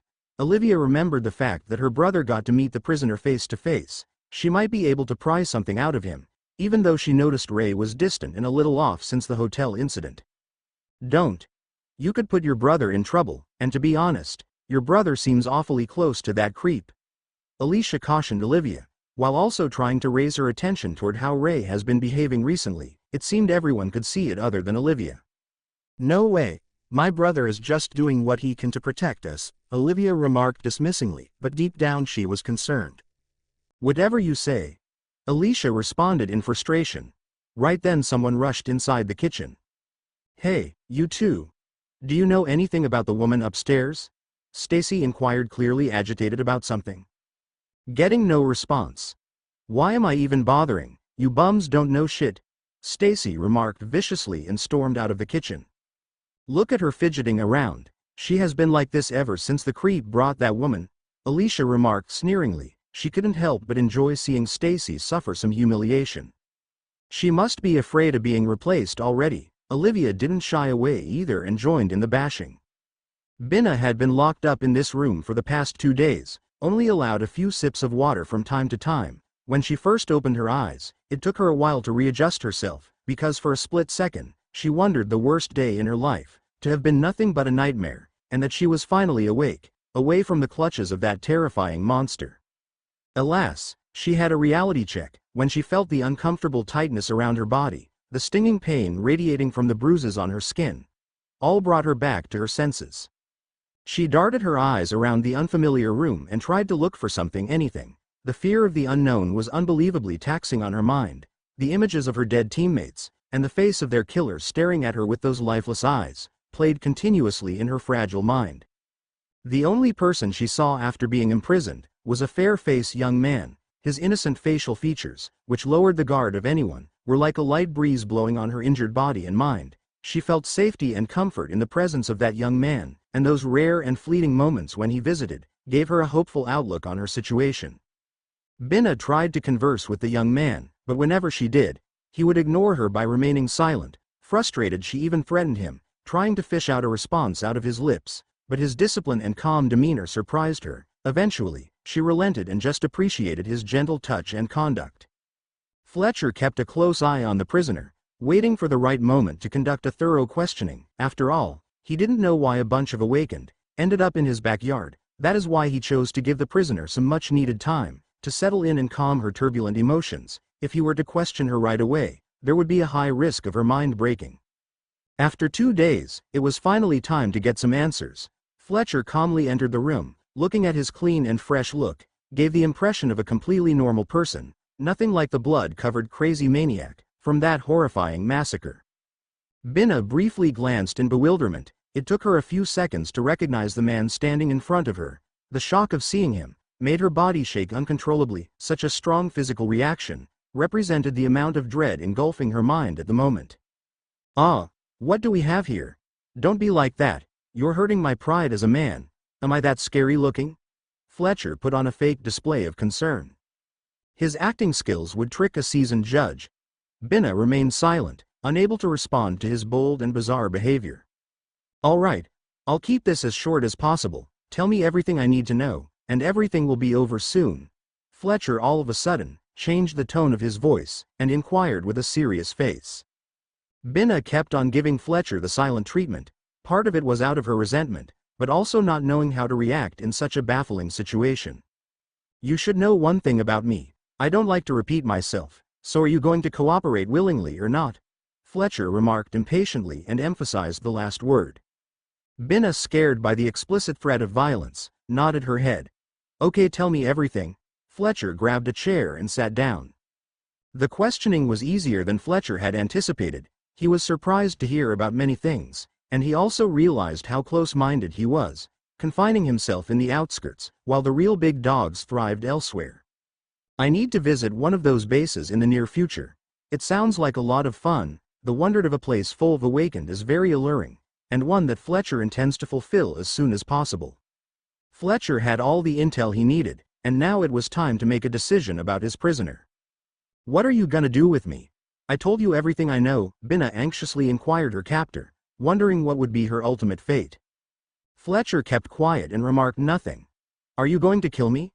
Binna felt unsettled and terrified by her kidnapper's indifferent demeanor. It made the situation even more unnerving. "I won't. You have such a useful ability," Fletcher slowly uttered as if he had something on his mind. Binna rejoiced at the sound of those words. She wondered it wouldn't be such a bad thing if she can survive now and avenge later, but her joy was cut short when she heard the next few words. "But there is someone else who might," Fletcher remarked with some uncertainty. Fletcher invited Ray inside the room. After arriving in the room, he stood beside Fletcher obediently.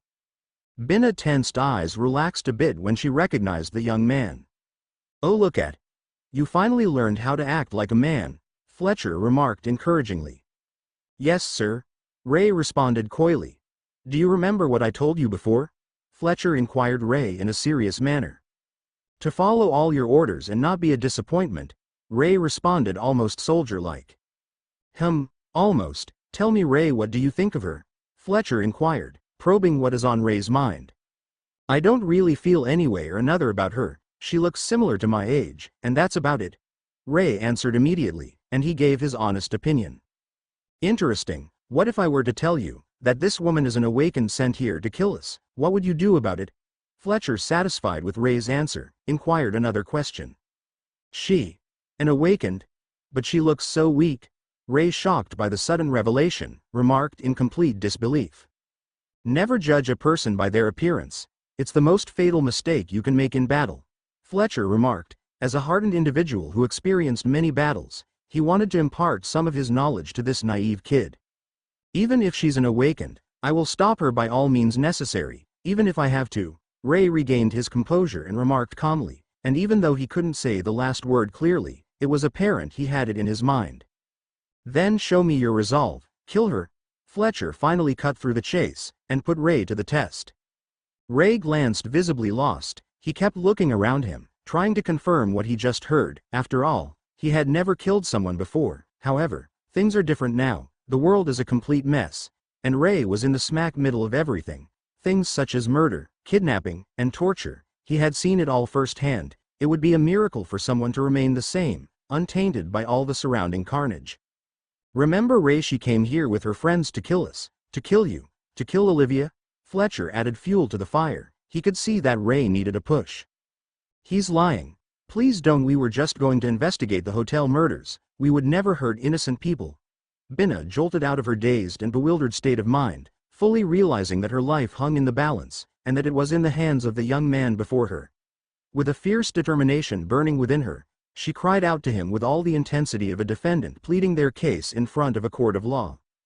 Did you hear that, Ray? They would never hurt innocent people, so if they deem you guilty, they would kill you without a second wondered. Fletcher masterfully twisted Binna's words, turning everything she remarked against her. No. That's not what I meant. His twisting my words. I meant we would never hurt anyone. Binna realized her choice of words wasn't perfect, so she tried to explain herself again. Listen to me, Ray. In this world the strong reign supreme. Remember these words. A person can be one of two things. A tool for others to use and toss, or be a person in control of your own fate. Fletcher wrapped his arm around Ray and remarked wonderingly. He had a way with words, against the skills of a master manipulator. Binna was fighting a lost battle. Ray faintly uttered, slightly hesitated. He was succumbing to Fletcher's reasoning. Are you in control or a tool? Show me who. Ray? Fletcher felt his subject teetering on the edge. It was now or never, so he put a dagger in Ray's hand, and yelled at him, giving him the final push he needed. I am not a tool. I am in control. Ray finally caved under the pressure. When he heard those words, he felt anger toward his own weakness, and when he felt the knife in his hand, he sensed the power it gave him, so without hesitation, Ray pounced forward and stabbed Binna in the heart. No. Binna's pleading eyes changed into a look of confusion and betrayal. The young man she felt safety and kindness from, is the same one piercing her heart with a knife. Fletcher walked closer and grabbed Ray's hand and put it on Binna's chest. Can you feel her heartbeat slowing down? Look at her eyes. The spark of life is slowly fading away. It's beautiful, isn't it?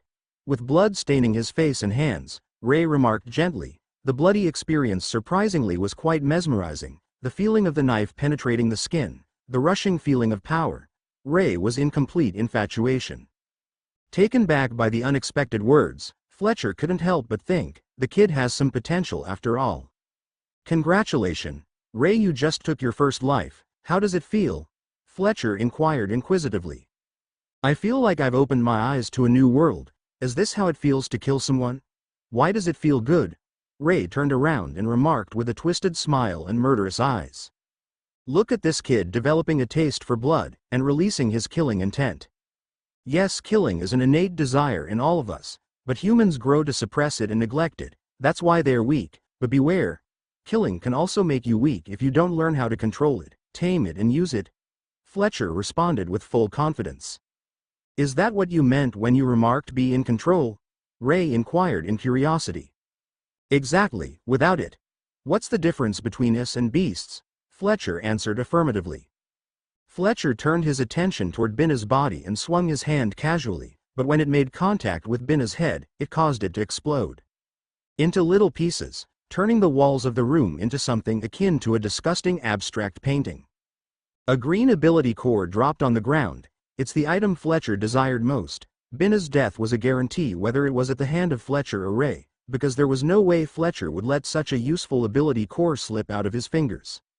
Ray noticed the mysterious object, however, he chose to ignore it. It was best not to be too nosy. The power he just witnessed sobered him up fully. Fletcher wondered why he was investing so much effort into training Ray since it felt out of character. When the image of Ray entered his mind, it overlapped with the appearance of another person, someone from Fletcher's past. As he focused on the face of that person, he couldn't help but recall some memories. 25 years ago. Fletcher had always known that he was different. He couldn't remember a time when he wasn't aware of it.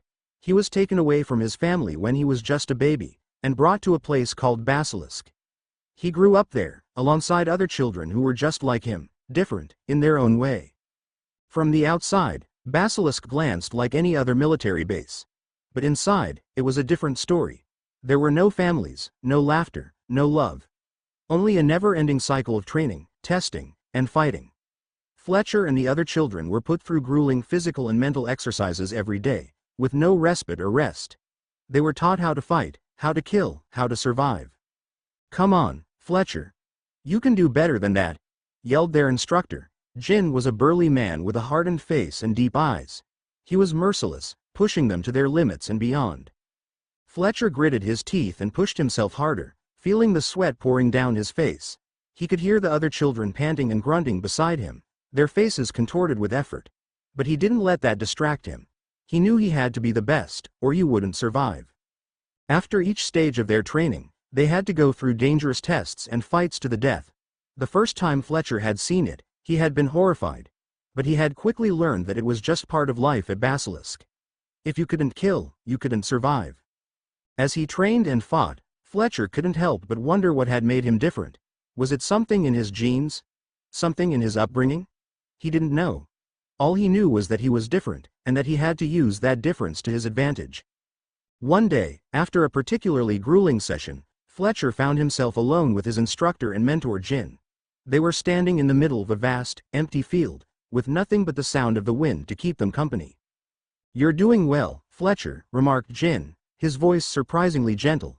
"But you need to remember that you're not like the others. You're special." Fletcher glanced at him, surprised. "Special?" The instructor nodded. "Yes. You have something that the others don't. Something that makes you stronger, faster, more resilient. You have the potential to be the perfect killing machine." Fletcher felt a shiver run down his spine. The perfect killing machine.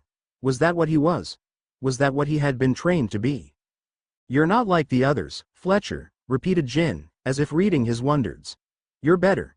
You're the one who will survive." Fletcher didn't know what to say. He had never wondered of himself as better than the others.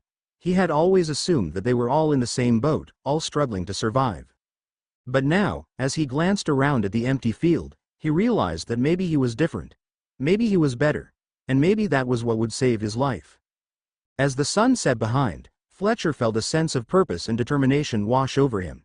He knew what he had to do. He had to keep training, keep fighting, keep pushing himself to be the best. Because in the end, only he would survive. 20 years ago, after Fletcher had proven himself as the last survivor of his group, his instructor Jin took him to see Shadow Master. Shadow Master was a formidable figure, with piercing eyes that seemed to see right through Fletcher.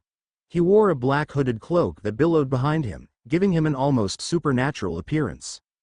"Fletcher," remarked Shadow Master, his voice low and dangerous, "you have proven yourself to be a formidable warrior. But now, it is time for you to prove yourself as an assassin." He handed Fletcher a list of 99 targets, each with a name and a brief description. Fletcher's heart skipped a beat as he read through the list. There were foreign politicians, spies, rich men, mafia leaders, and more.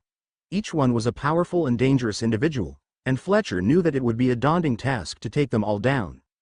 "You have 1 year to complete this list," remarked Shadow Master in a commanding voice, his eyes never leaving Fletcher's face.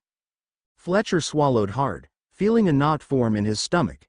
He had never killed anyone outside of the confines of Basilisk, and the idea of assassinating 99 people was overwhelming. But he knew that he had to succeed, or he would never be able to leave Basilisk alive. He spent the next 6 months on the move, tracking down his targets and eliminating them one by one. He used all the skills he had learned at Basilisk, from his expert marksmanship to his deadly hand-to-hand combat techniques. He moved silently and swiftly, leaving no trace behind. Each target was a new challenge, but Fletcher never hesitated. He knew that his life depended on his success, and as he crossed each name off the list, he felt a sense of satisfaction and accomplishment. Finally, after 6 months of non-stop killing, at 18 years old Fletcher completed the list faster and younger than anyone before him. He returned to Basilisk, exhausted but triumphant. He presented the list to Shadow Master, who glanced at him with a mixture of surprise and admiration. "You have done well, Fletcher," remarked Shadow Master, his voice almost approving. "You have proven yourself to be a worthy assassin. But you have one final target to complete the final test." Fletcher stood frozen in front of Shadow Master, the list of 99 targets clenched tightly in his hand.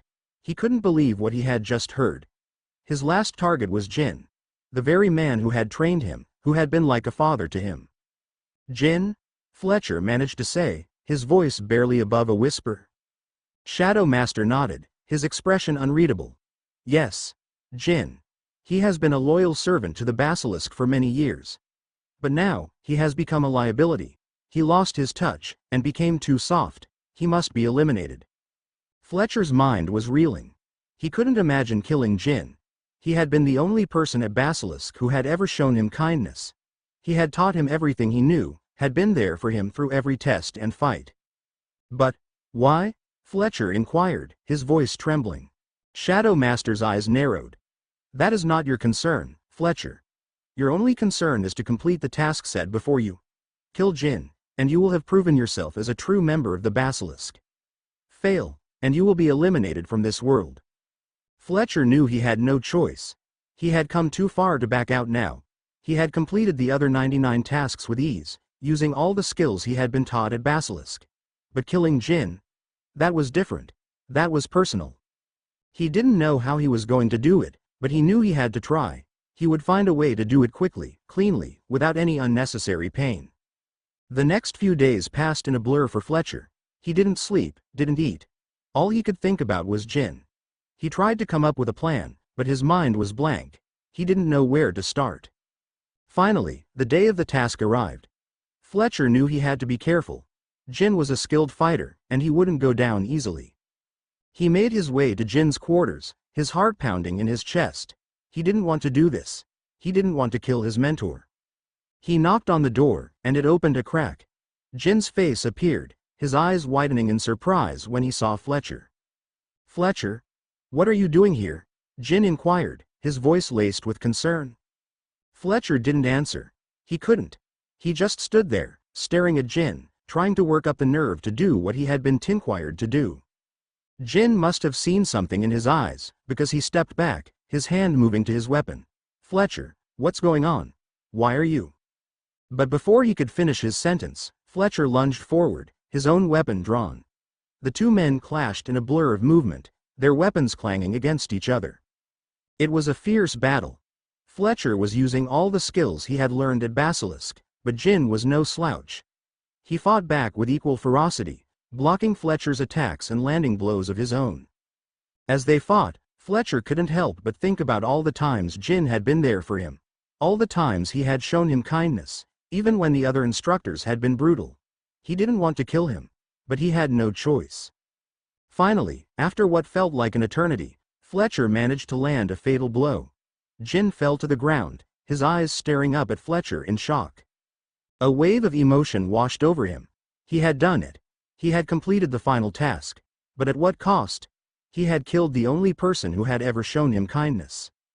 Fletcher stood there, his weapon still raised, staring down at Jin's lifeless body. He felt nothing but emptiness. As he made his way back to his own quarters, Fletcher couldn't shake the feeling of guilt that washed over him.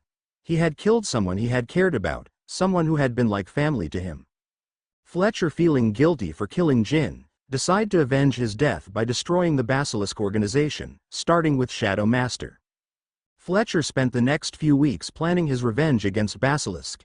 He knew it wouldn't be easy to take down an entire organization, but he was determined to do it. He had a newfound purpose, a new mission that would guide him forward. His first step was to kill Shadow Master. He knew that if he could defeat him, he could take control of the organization and shut it down from the inside out. He made his way to Shadow Master's quarters, his heart pounding with anticipation. He knew that this would be the most difficult fight of his life, but he was ready for it. When he arrived, Shadow Master was waiting for him, his arms folded across his chest. "Fletcher," he remarked, his voice cold and calculated. "I expected this from you, but you won't succeed." Fletcher didn't respond. He just drew his weapon and took a fighting stance. Shadow Master did the same, and the two men lunged at each other. The battle was intense. Fletcher had never faced an opponent like Shadow Master before. He was fast, agile, and deadly. But Fletcher was determined. He used everything he had learned at Basilisk, and more, to try to gain the upper hand. They fought for what felt like hours, each blow landing with a resounding thud. Fletcher was starting to feel the strain of the battle, but he refused to give up. Finally, after what felt like an eternity, Fletcher managed to land a decisive blow. Shadow Master fell to the ground, gasping for breath. Fletcher stood over him, his weapon raised, ready to strike the final blow. With a deep breath, "It's over," Fletcher remarked. "Basilisk is done." Shadow Master stared up at him, his eyes wide with disbelief. You can't do this," he gasped. "You'll be hunted for the rest of your life." Fletcher just shrugged and remarked, "I'll take my chances." After killing Shadow Master, Fletcher proceeded to kill every single person inside the Basilisk facilities, men, women and even children, a complete massacre. It was a necessary evil to guarantee that all the traces of the Basilisk program were erased from the face of the Earth. The 12th base was a marvel of engineering, a sprawling underground facility with 3 levels built deep into the Earth. The base was home to a diverse array of individuals, from the most important military and Foster Labs personnel to the regular people who lived and worked within its walls. The base was built to withstand a nuclear attack, with layers of reinforced steel and concrete that could withstand even the most powerful explosions. The highest level of the base was a gleaming bastion of power, with sleek metal walls and polished floors. Here, the most important people lived and worked. This floor was equipped with the most advanced technology and luxury amenities, such as gourmet food and luxurious living quarters. The commanding officers of the base held meetings and made important decisions in this area, and it was strictly off-limits to anyone not granted permission to enter. The second level of the base was in the middle, with a mix of living quarters and communal spaces. The people who lived here were the awakened humans and their families, those who were given special privileges by the military and Foster Labs. They were allowed a measure of freedom and decent living conditions that the regular citizens on the lower level could only dream of. The lowest level of the base was the 3rd floor, and it was a far cry from the gleaming halls of the upper levels. Here, regular people lived and worked, and their living conditions were far from equal. The air quality was poor, the food quality and quantity were low, and the living spaces were cramped and dingy. It was like a miniature city built within the bowels of the earth, but it was a harsh and unforgiving place to live. The regular people who lived on the 3rd floor had to go through extreme measures to survive. There was a great deal of corruption and criminal activity in the area, with some residents resorting to selling their bodies or engaging in other illegal activities just to put food on the table. The crime rate was high, and there was a constant undercurrent of tension and danger. Their only way out was to hope for an awakening. Only by joining the ranks of the awakened did they have a chance to leave this wretched place. In order to move between the floors, the base had a series of moving stations that were under heavy supervision. These stations were equipped with state-of-the-art technology, such as facial recognition and biometric scanning, to ensure that only authorized personnel could access them. In addition, armed security personnel heavily guarded the stations to prevent any unauthorized access. To ensure that the zombie virus did not spread around the base, a rigorous checking system was in place. Highly advanced body temperature sensors were installed all over the base, and if anyone was found with a higher temperature than normal, they would be immediately dragged away by the guards, never seen again. 1st floor, restricted zone. Main headquarters, strategy room. As the 3 groups gathered before departing on their mission, they introduced themselves. They had different backgrounds, but as a lead awakened of the 12th base, they were familiar with each other, so they split to 3 different groups based on their abilities. A man stepped forward, his tall, muscular frame towering over the others. He had short cropped hair and a stern expression. His eyes were a deep, dark brown, and his skin was tanned from many hours in the sun. Greetings, I am Marcus, leader of the attack group. My ability is to create powerful energy blasts that can take down even the toughest foes. With me, I have 4 other awakened members, all highly skilled in close combat and ranged attacks. We are ready to take on whatever comes our way. Another woman stepped forward next, her long black hair flowing behind her. Her piercing green eyes seemed to look right through you. She was slender and graceful, with an air of calmness and control. Greetings, I am Maya, leader of the control group. My ability is telekinesis, which allows me to manipulate objects and people with my mind. With me, I have selected awakened members with abilities that can immobilize the target. We will be the ones to keep things under control. Finally, Alex stepped forward, his bald head shining in the light. He had a warm smile on his face, and his eyes sparkled with kindness. He was a middle-aged man, but he moved with the energy and enthusiasm of someone much younger. Greetings, I am Alex, leader of the support group. My ability is healing, which I use to great effect in battle. With me, I have other awakened members with healing abilities, as well as an amplifier who can boost the powers of the other awakened. We will be there to keep everyone on their feet. As they gathered around a large table, Marcus spoke up first. All right, here's the plan. If the messenger sent to contact the target fails to bring things to a peaceful resolution, we will have to act immediately and surround the target and apprehend him. All I need is 1 minute with no distractions, to take over the target's minds, and immobilize him completely, Maya remarked. She had full confidence in her mental powers, As long as someone has lower intelligence attributes than hers, she can overwhelm them. After all, she wasn't called Queen of the Esper for nothing. Marcus nodded in agreement. Sounds good. But what if he manages to break free from your control? We need to be ready for any scenario. Maya's eyes twitched, clearly unhappy with Marcus' comment. She gave him a look of, "Do you want tested out?" Marcus strategically avoided her gaze, and hurriedly added, "Of course, I know how unlikely that sounds. Believe me, I know firsthand the extent of your ability, but we need to be cautious, that's all." "Well," remarked Marcus, "I think our best strategy is to use our numbers against him. We need to wear him down bit by bit, until he's out of mana." Alex jumped in and remarked, he didn't want these two to drag in the meeting into a couple's fight. Marcus and Maya tried to hide it, but everyone knew they were secretly dating. The meeting continued for a few more hours, and a foolproof plan was made to capture Fletcher. Brian rushed up the stairs with a pounding heart, gasping for air as he made his way to the second floor. Downstairs, the women gazed at him with quizzical expressions, bewildered by his sudden and unusual behavior.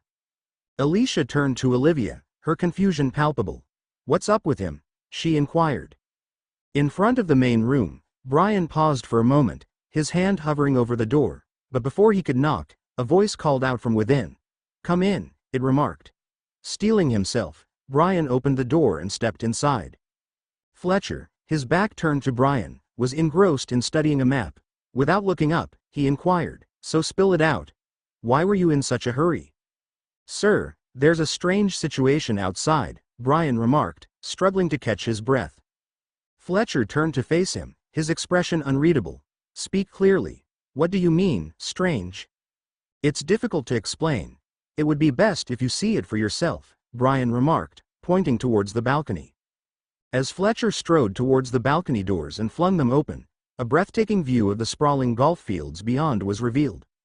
But Fletcher's attention was immediately drawn to a figure standing in the very center of it all, radiating an aura of authority.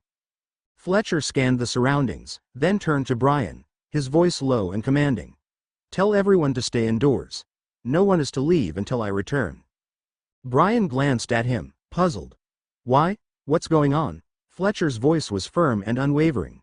"Just do as I say."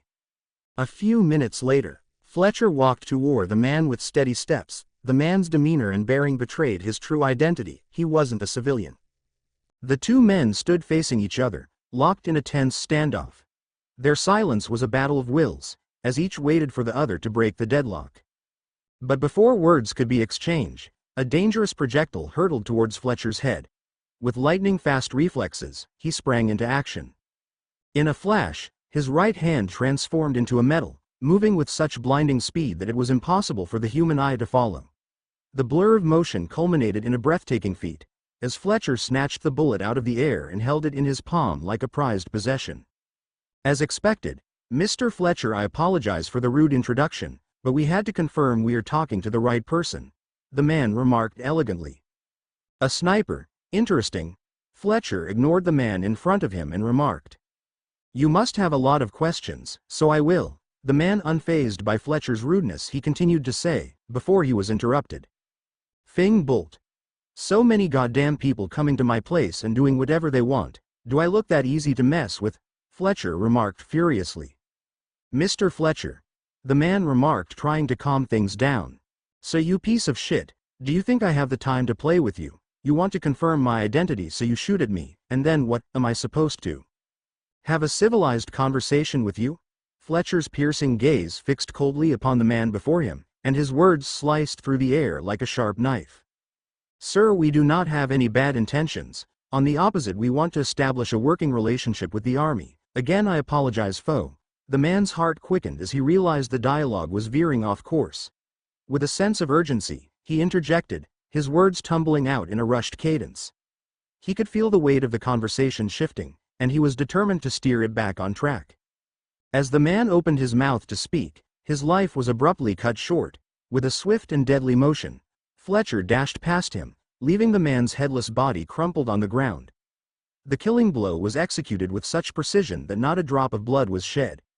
The man seemed almost unaware of his own demise, his severed head continuing to speak for a few brief seconds before its words trailed off into a garbled mess, and ultimately fell silent. As I expected, you killed the messenger immediately. Suddenly, another voice remarked, out of nowhere. What is this? Fletcher's attention was immediately drawn to the direction of the voice. He scanned the surroundings, trying to identify the source. His eyes landed on the man's satellite phone. Such ruthlessness, so you are a basilisk product after all. We wondered all of you freaks died, but apparently not, the person on the other side of the phone added in admiration. Who the F are you? Fletcher picked up the satellite phone and remarked angrily. My name is Jonathan Matthias, Admiral of the 12th Base, the voice remarked proudly, with a voice full of authority. How do you know who I am? Fletcher's impatience was palpable as he inquired. It wasn't easy, but I have my ways. If my assumptions are right, you were the cause of the basilisk's mysterious destruction. But worry not. I'm not here for that.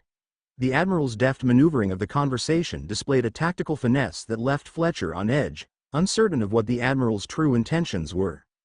Fletcher's voice was steely as he confronted the Admiral. What do you want from me? The Admiral responded, I don't want anything from you. You're probably unaware, but you have a very special ability. You can consume other awakened cores and gain their abilities. Fletcher's eyes widened in surprise. How did you know about that? So it's true, the Admiral remarked, his voice low. You realize that you are the only human we are aware of that can do that. If another awakened attempted to eat an ability core, their bodies would explode on the spot, from the energy overflow. Really? Fletcher inquired, his mind reeling with the implications. Yes, the Admiral confirmed. Which means that everyone's stats are limited, except for you. So to answer your previous question, I want to help you become stronger than anyone else. I want you to use your powers to fight for humanity. We have been pushed back all this time by our invisible enemies, but now we can strike back and turn the tables. We need you, Fletcher. Your power is not just for you, it's for the entire world. Fletcher scoffed, his lips twisting into a sneer. Ha ha, what a load of crap. You pretentious prick. My power is for me, and only for me. You want to help me? When did I ask for your help? You want me to help humanity? The same humans that used me as a killing machine and then tried to dispose of me when I refused to do their bidding. I'm not going to say that wasn't messed up, the Admiral remarked, his tone reasonable. But that was in the past. Things are different now. Exactly, Fletcher remarked, his eyes glinting with anger. Things are different. Now I have the power to take what I want and do what I want. My goodness, it seems that you are hell-bent on your ways, the Admiral remarked, his voice tinged with disappointment. You leave me no choice. I can't leave a threat like you without doing anything about it. It is my responsibility to put you down. Not if I get to you first, Admiral, Fletcher remarked, his voice low and dangerous. When I look you in the face, you will realize that today you made the biggest mistake of your life. With that, he crushed the satellite phone with his grip, severing the connection between him and the Admiral. Fletcher glanced to the south and muttered under his breath. The caliber used was anti-tank ammo. It can only be fired using a NTW-20 sniper rifle, with an effective range between 1,500 and 2,500 meters. Fletcher vanished from his original spot, and in a matter of seconds, he materialized at a distant location. As he surveyed his surroundings, his trained eyes pinpointed the sniper's position, but to his dismay, only the rifle and gear remained. The shooter was nowhere to be seen. Undeterred, Fletcher honed his senses to the task at hand. He pricked up his ears, filtering out the cacophony of background noise. Gradually, he detected the telltale signs of movement. The labored wheezing of breath and the rhythmic thud of boots pounding the earth in rapid succession. After a short pursuit, Fletcher emerged from the forest dragging a limp body of a dead soldier. 12th Base 3rd Level Command Center. The room hummed with tension, the glow of displays illuminating the tense faces of strategists and commanders. Admiral Alexander Matthias stood at the helm, his steely gaze fixed on the screen. Around him, his trusted lieutenants, each a specialist in their field, awaited his command. Execute the plan, Admiral Matthias commanded, his voice firm and resolute. With synchronized precision, the room erupted into chaos. Orders were relayed swiftly to the elite group on the ground. What a waste, Admiral Matthias murmured to himself, steeling his resolve as he prepared to do everything he could to put this calamity to an end. A few miles away from Fletcher's camp, the elite awakened awaited patiently for the outcome of the meeting. Right then, Marcus, the leader of the attack group, received a transmission from the command center. Confirmation has been given. You and your team are a go for the assault. Listen up, everyone, Marcus addressed his fellow awakened, his tone firm yet charged with a quiet intensity. We've received the green light. Our moment has arrived. Marcus's gaze swept across the faces of his teammates. Their features indicated a sense of hesitation and trepidation. After all, unlike Marcos, most of them were civilians before everything changed. While fighting zombies and monsters in the front lines is manageable, fighting another human is very complicated. Listen up, everyone, Marcus spoke, his words intended to steady their nerves. We've faced monstrous threats before, but tonight, we face a different type of threat to our survival. Remember who we are fighting for, the people relying on us, the future we strive to protect. We've trained for this. Our objective is clear, Marcus continued, projecting an air of unwavering confidence. Tonight, we strike with precision and stealth. Trust in your training and in each other. We go in as a team, and we come out as one. A murmur of acknowledgement rippled through the group, their expressions reflecting a mix of determination and apprehension. They understood the gravity of the situation. Fletcher gathered everyone in the living room. He sat down in the center of the room, and as usual, Ray stood proudly beside him, while the rest waited in anticipation and curiosity. For the next few minutes, Fletcher laid out everything that had happened so far, and what was about to happen. He didn't hide anything. Although he used these people almost like servants, he had grown attached to them a bit. You did well so far, and you've proved your usefulness, Fletcher remarked with a satisfied expression. Fletcher paused for a second. He seemed to be thinking hard about something. But unfortunately we can't be together. You have permission to do what you want. Leave, or you can stay. Shocked by the sudden revelation, everyone stared at Fletcher in confusion. Although, I have to warn you, if you choose to stay, you will be dragged into a messy and dangerous situation, Fletcher remarked with a slight grimace on his face. After a brief pause, Fletcher continued, if you choose to leave, you might not make it either. Because the people after me, they will most likely get rid of any witnesses on the spot, Fletcher added calmly. After saying what needed to be remarked, Fletcher left the room quietly. He anticipated a long night ahead of him, and he must get ready for what was coming his way. After Fletcher left the room, the others started a heated discussion. Surprisingly, not everyone wanted to leave, with only Brian and Alicia championing the idea, while the rest chose to stay despite the imminent danger. Ray was adamant about not leaving Fletcher, and naturally Olivia dejectedly stayed with her brother. On the other hand, Stacy stayed for a completely different reason. She would never go back to the base. She would rather die here than return to that awful place, especially after having a taste of life here. Brian and Alicia remarked their goodbyes in tears. They went through a lot together, survival, misfortune alongside a few brushes with death. It was sure to make them very close, a bond as strong as that of a family.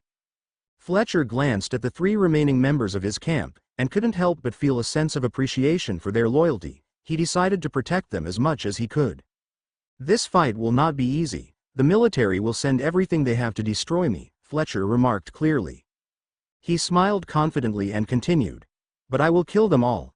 Every single one of them, Fletcher remarked menacingly and with a cold expression on his face. What about us? What should we do? Stacy inquired with a trembling voice, fear plastered on her beautiful face. Don't worry, their focus will be on me, so you will have a chance to sneak away. Sneak away? Where? Olivia interjected, clearly doubtful. Can't we stay here? I can help. I can fight? Ray remarked excitedly. He was eager to prove himself to Fletcher. Since that night, after his first kill, he felt a change happening inside him. He had an inkling that if he followed Fletcher, he will find out what this change meant. Olivia wanted to jump and stop the words coming out of her brother. Staying was the last thing on her mind. She couldn't wait to get away from this wretched place. This place was a prison to her, a place full of horrible memories. Fletcher was amused at Ray's enthusiasm, but he knew the battle ahead needed more than just the blazing passion of an ignorant kid. No, you need to leave immediately. Travel south of here. Find a safe place to lay low, and when I'm done here I will find you, Fletcher responded calmly. A while later, the three packed hurriedly and left the camp. Fletcher watched from afar as they disappeared through the tree line. If his calculations were correct, the three of them would be safe for now. As for Brian and Alicia, they would most likely be captured immediately by the enemy, and serve as a good distraction for the other three to escape safely. As the hours went by, and the sun faded over the horizon. The ominous silence foretold of the chaos that was about to ensue. The groups stood before Fletcher, led by Marcus and Maya. Normally, this roster of warriors facing against a single individual would be nothing but utter bullying. However, everyone present felt a sense of oppression radiating from this strange man, as he stood there rooted to the ground with unwavering will, his eyes sending chills down the spine of anyone who met them. Maya could not handle the uncomfortable situation, especially how the man glanced at them. She was a proud woman and hated being belittled by anyone, especially men. Furious, she silently unleashed her strongest move, a powerful mental attack that could render a normal person into a vegetative state. Fletcher's eyes shifted to the woman. He just felt a prickly sensation in his brain and knew instinctively that the woman in front of him did some psychic attack. Fletcher frowned and pulled his right leg back like he was about to kick a soccer ball, then his calf muscle bulged, and thick veins popped up. Fletcher sprung forward with enormous acceleration, his leg cutting the air as he threw a kick. Maya's eyes dilated and her breathing stopped as the world seemed to slow down. She felt the chilling aura of death approaching her, and just then a shield stretched out and blocked in front of her face.